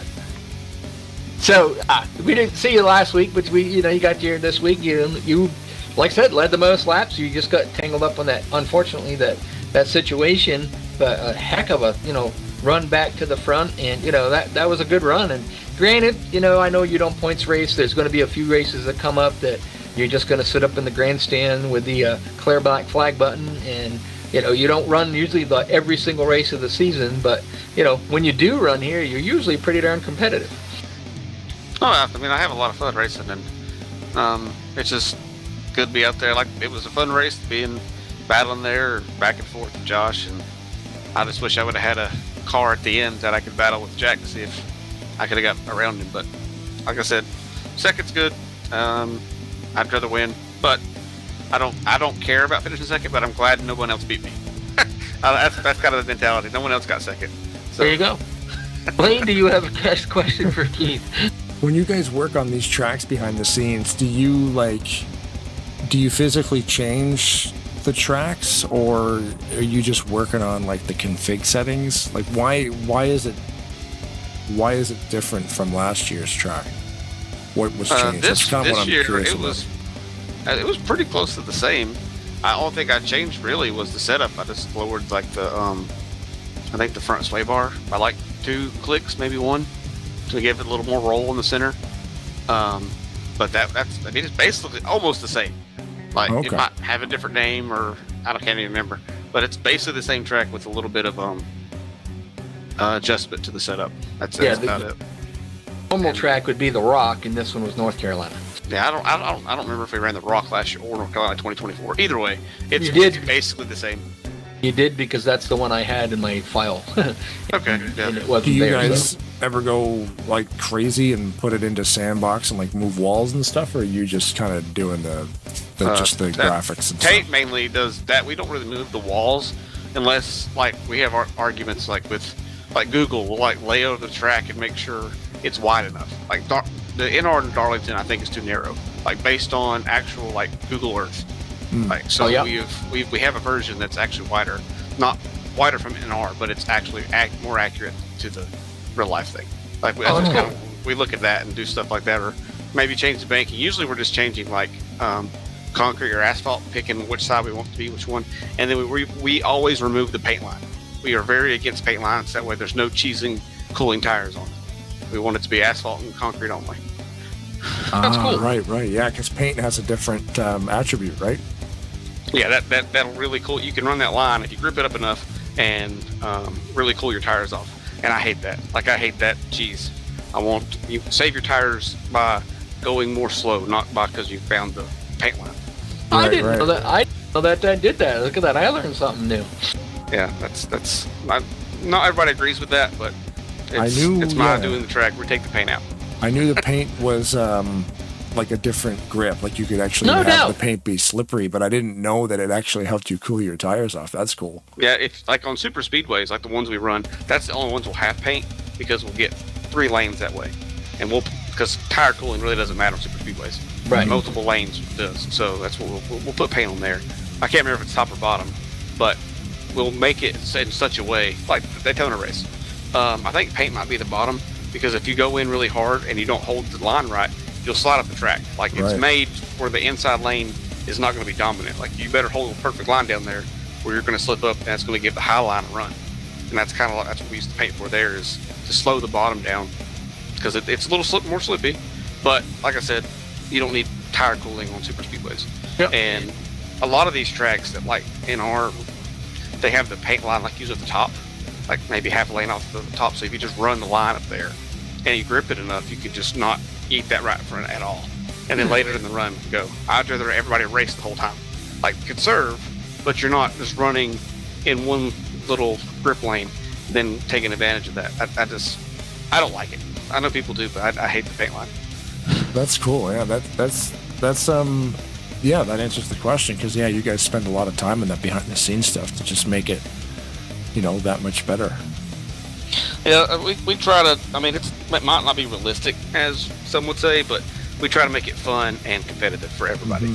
Like everybody in Maverick has a chance. Now you have people that are better than everybody else, but everybody still has a chance to be successful. They may not win, but they can try to get top 8s, top 5s, or top 10s, whatever. And that's what we try to make the tracks. We don't try to make it expert settings, slippery, whatever. We want to race people, not tracks. That's also my philosophy on track making or track editing is we want to race each other, not race the track. Right. That's very cool. I think it's a lot more fun racing cars than racing the track. And if you're racing the track, you're battling fuel mileage, you're battling tires.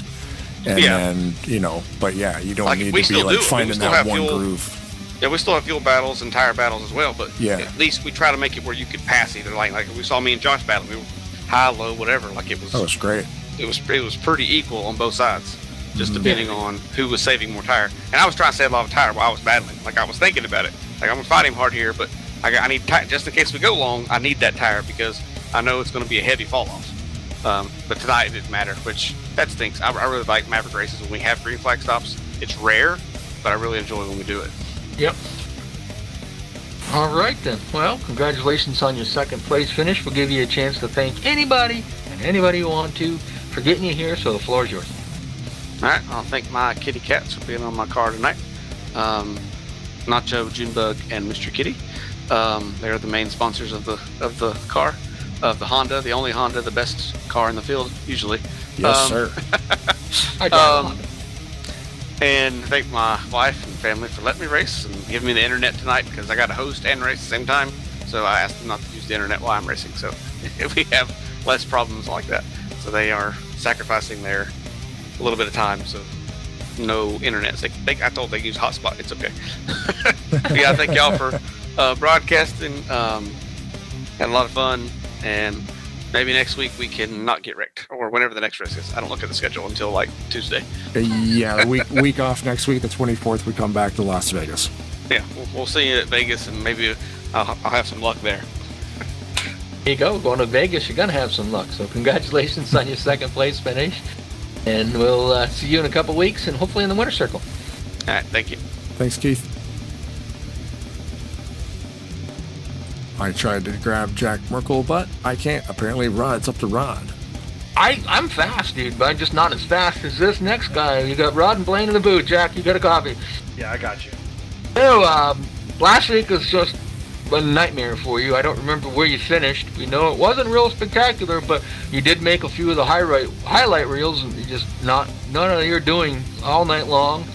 Tonight, you started 15th, I think it was, and worked your way methodically and slowly. I kind of looked back once and said, yeah, Jack's, he's here, and then a little bit more, and I was like, wow, look at this, he's coming. And you come out through all the way from that position and come out with a win tonight.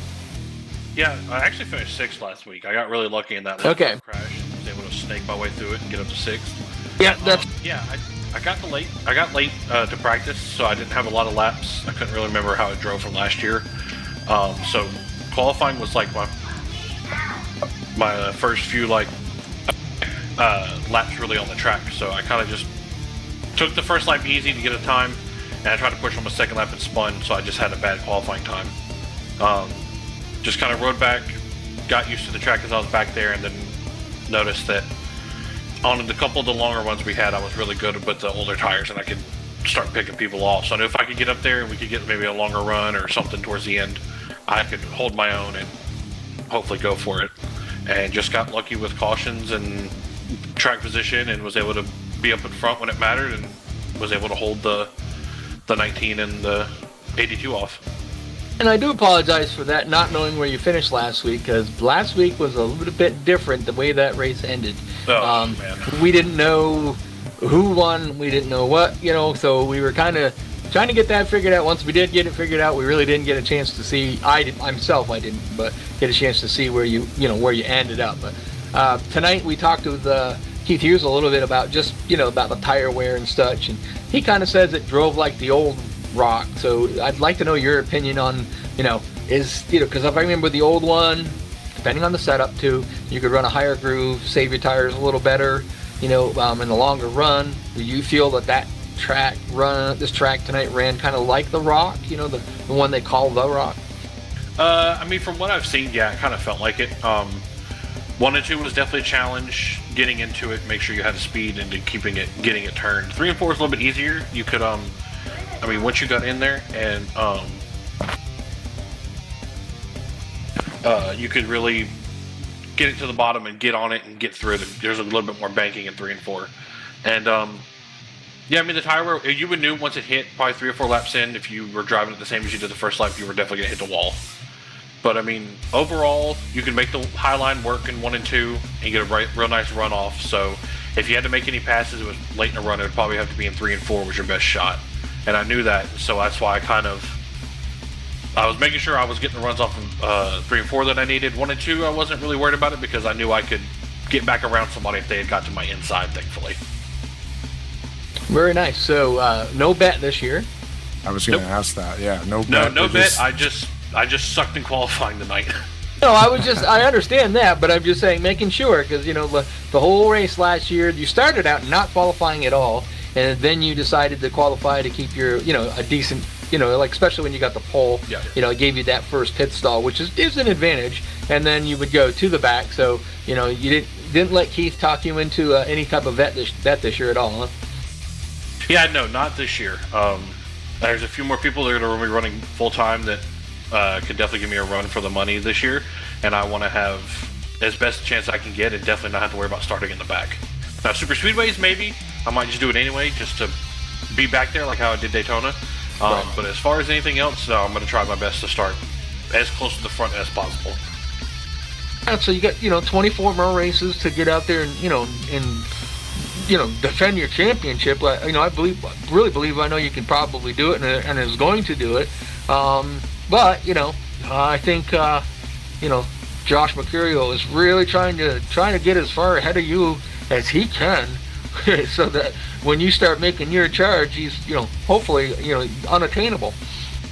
Yeah, definitely going to be a struggle with him. I don't know if he's running the full season or not, but if he is there, it'll be very close between us. I know Nick is going to be running most, if not all, the races, so he can definitely be up there and definitely be a threat for it. Keith, obviously, if he ends up running everything, you know, already won a championship, and was one of the best drivers last season. Just, you know, missed those couple races and he didn't have a chance to catch back up. But definitely the main three that I'm worried about would be Nick, Keith, and Josh. We'll just have to see if anybody else keeps up with the speed, or if, you know, something maybe happens to one of them in a couple races and they get down into a deficit that may be unobtainable to come back. We'll just have to see.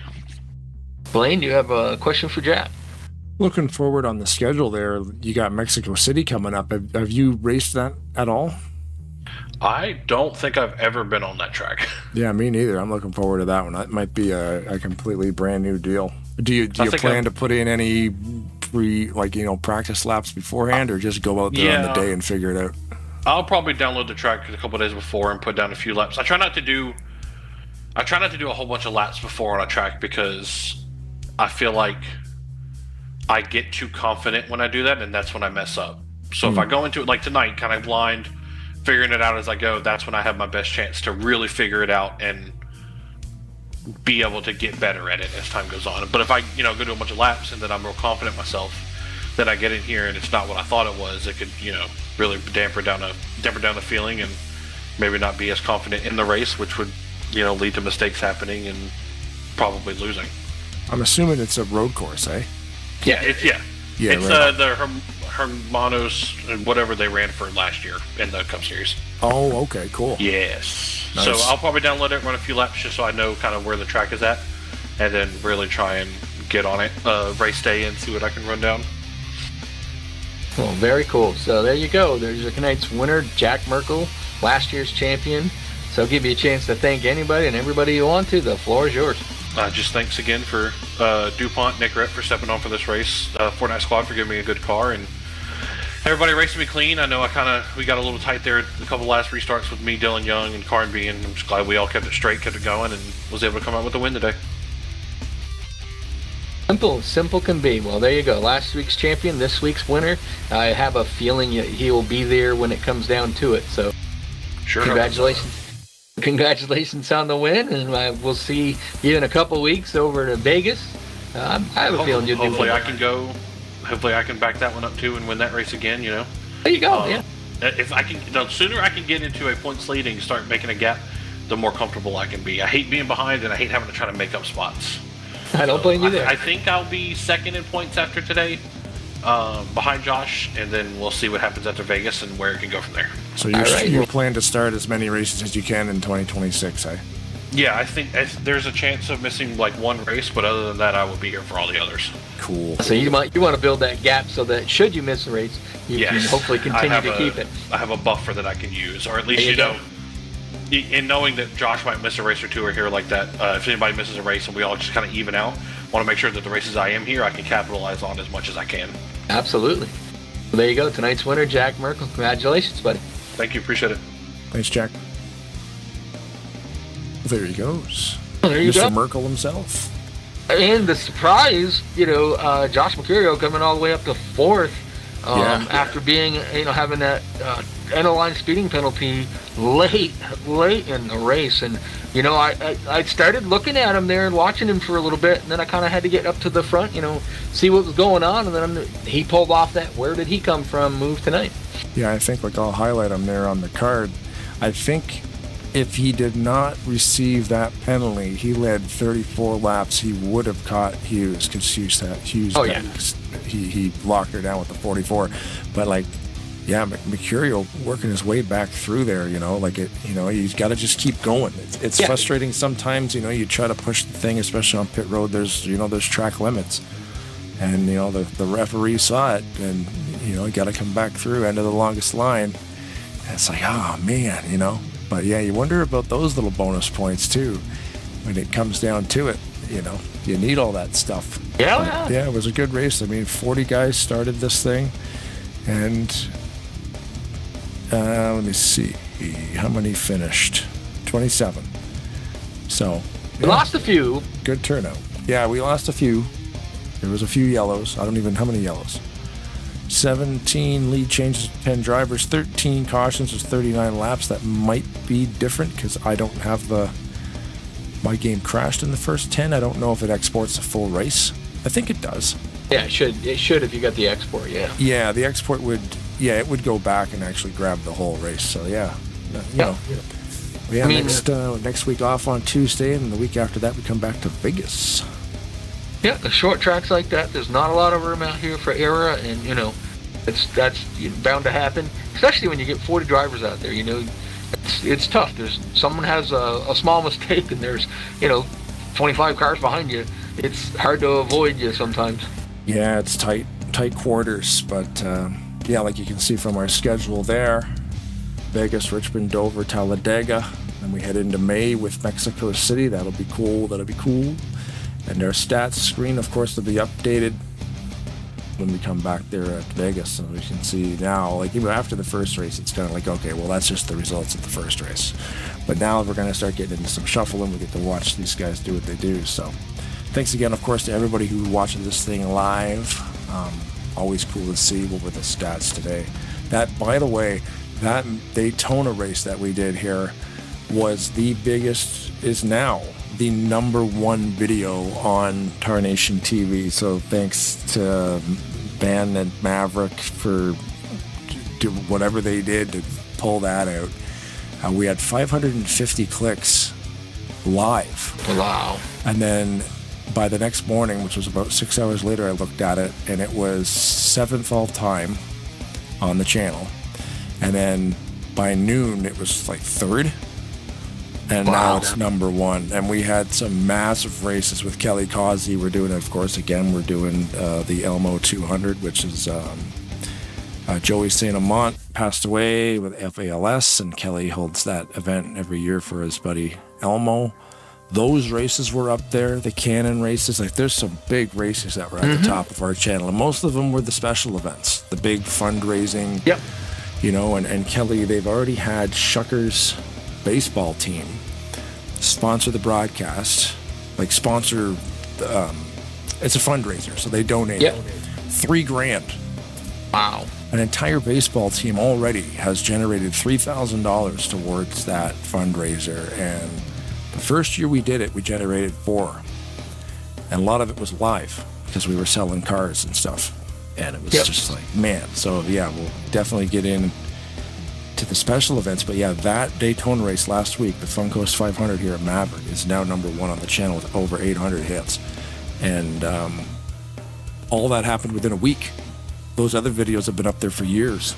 Yep. So, you know, it's crazy to think like how far this channel's come and what Maverick has helped us do too. It's pretty neat. You know, we're busy every day this week. Come join us tomorrow. Yeah. We'll be doing it again at TMP, and then on Thursday at RTG, and Saturday at ASR. Yep. It the wheels keep We'll be on busy. turning. Yeah, we will be. And And then RV there yet on Mondays if Blaine can make it? if we can make it, yeah. I forgot we had a meeting to do on Monday. Like the last minute, I'm like, oh, are we still going to go on Monday? I'm like, yeah, totally forgot. And that's when I Yeah, that response message. But yeah, either way, thanks again to Maverick. Yeah, man, Funcoast 500, massive. A lot of hits tonight too, just under 200 already on this one. So thanks everybody Wow. for watching again. And away we go, apparently. But and again, yes, thanks to Xander WEISS, or it's probably Weiss. I don't know how he pronounces his last name, but Xander from Blue Ridge Survivor. I forgot to play the driver's Start Your Engines Grand Marshal video at the start of the race. Tucked it in there. I think it was said it was lap 10. But yeah, thanks for him for sending that in. And yeah, man, did you have any closing thoughts before we bail on this thing? Oh, it was a good race. You know, a lot of cautions, but still good fun race, good hard racing. And, you know, you already covered what we're doing for the next few days. So, no, we're good. We'll see you tomorrow night. If you guys want to come watch us over at TMP. Yeah, that'd be cool. Aero 88s at the finale there, the finale of the Winter Series. And then the following Wednesdays at TMP is their IROC races. So that's cool. Start of their championship elimination rounds. Right. Awesome. Well, yeah, there you go. That's how the cookie crumbles, I guess. And we'll see y'all next week. And remember, if the women don't find you handsome, they should at least find you handy. Keep your stick on the ice.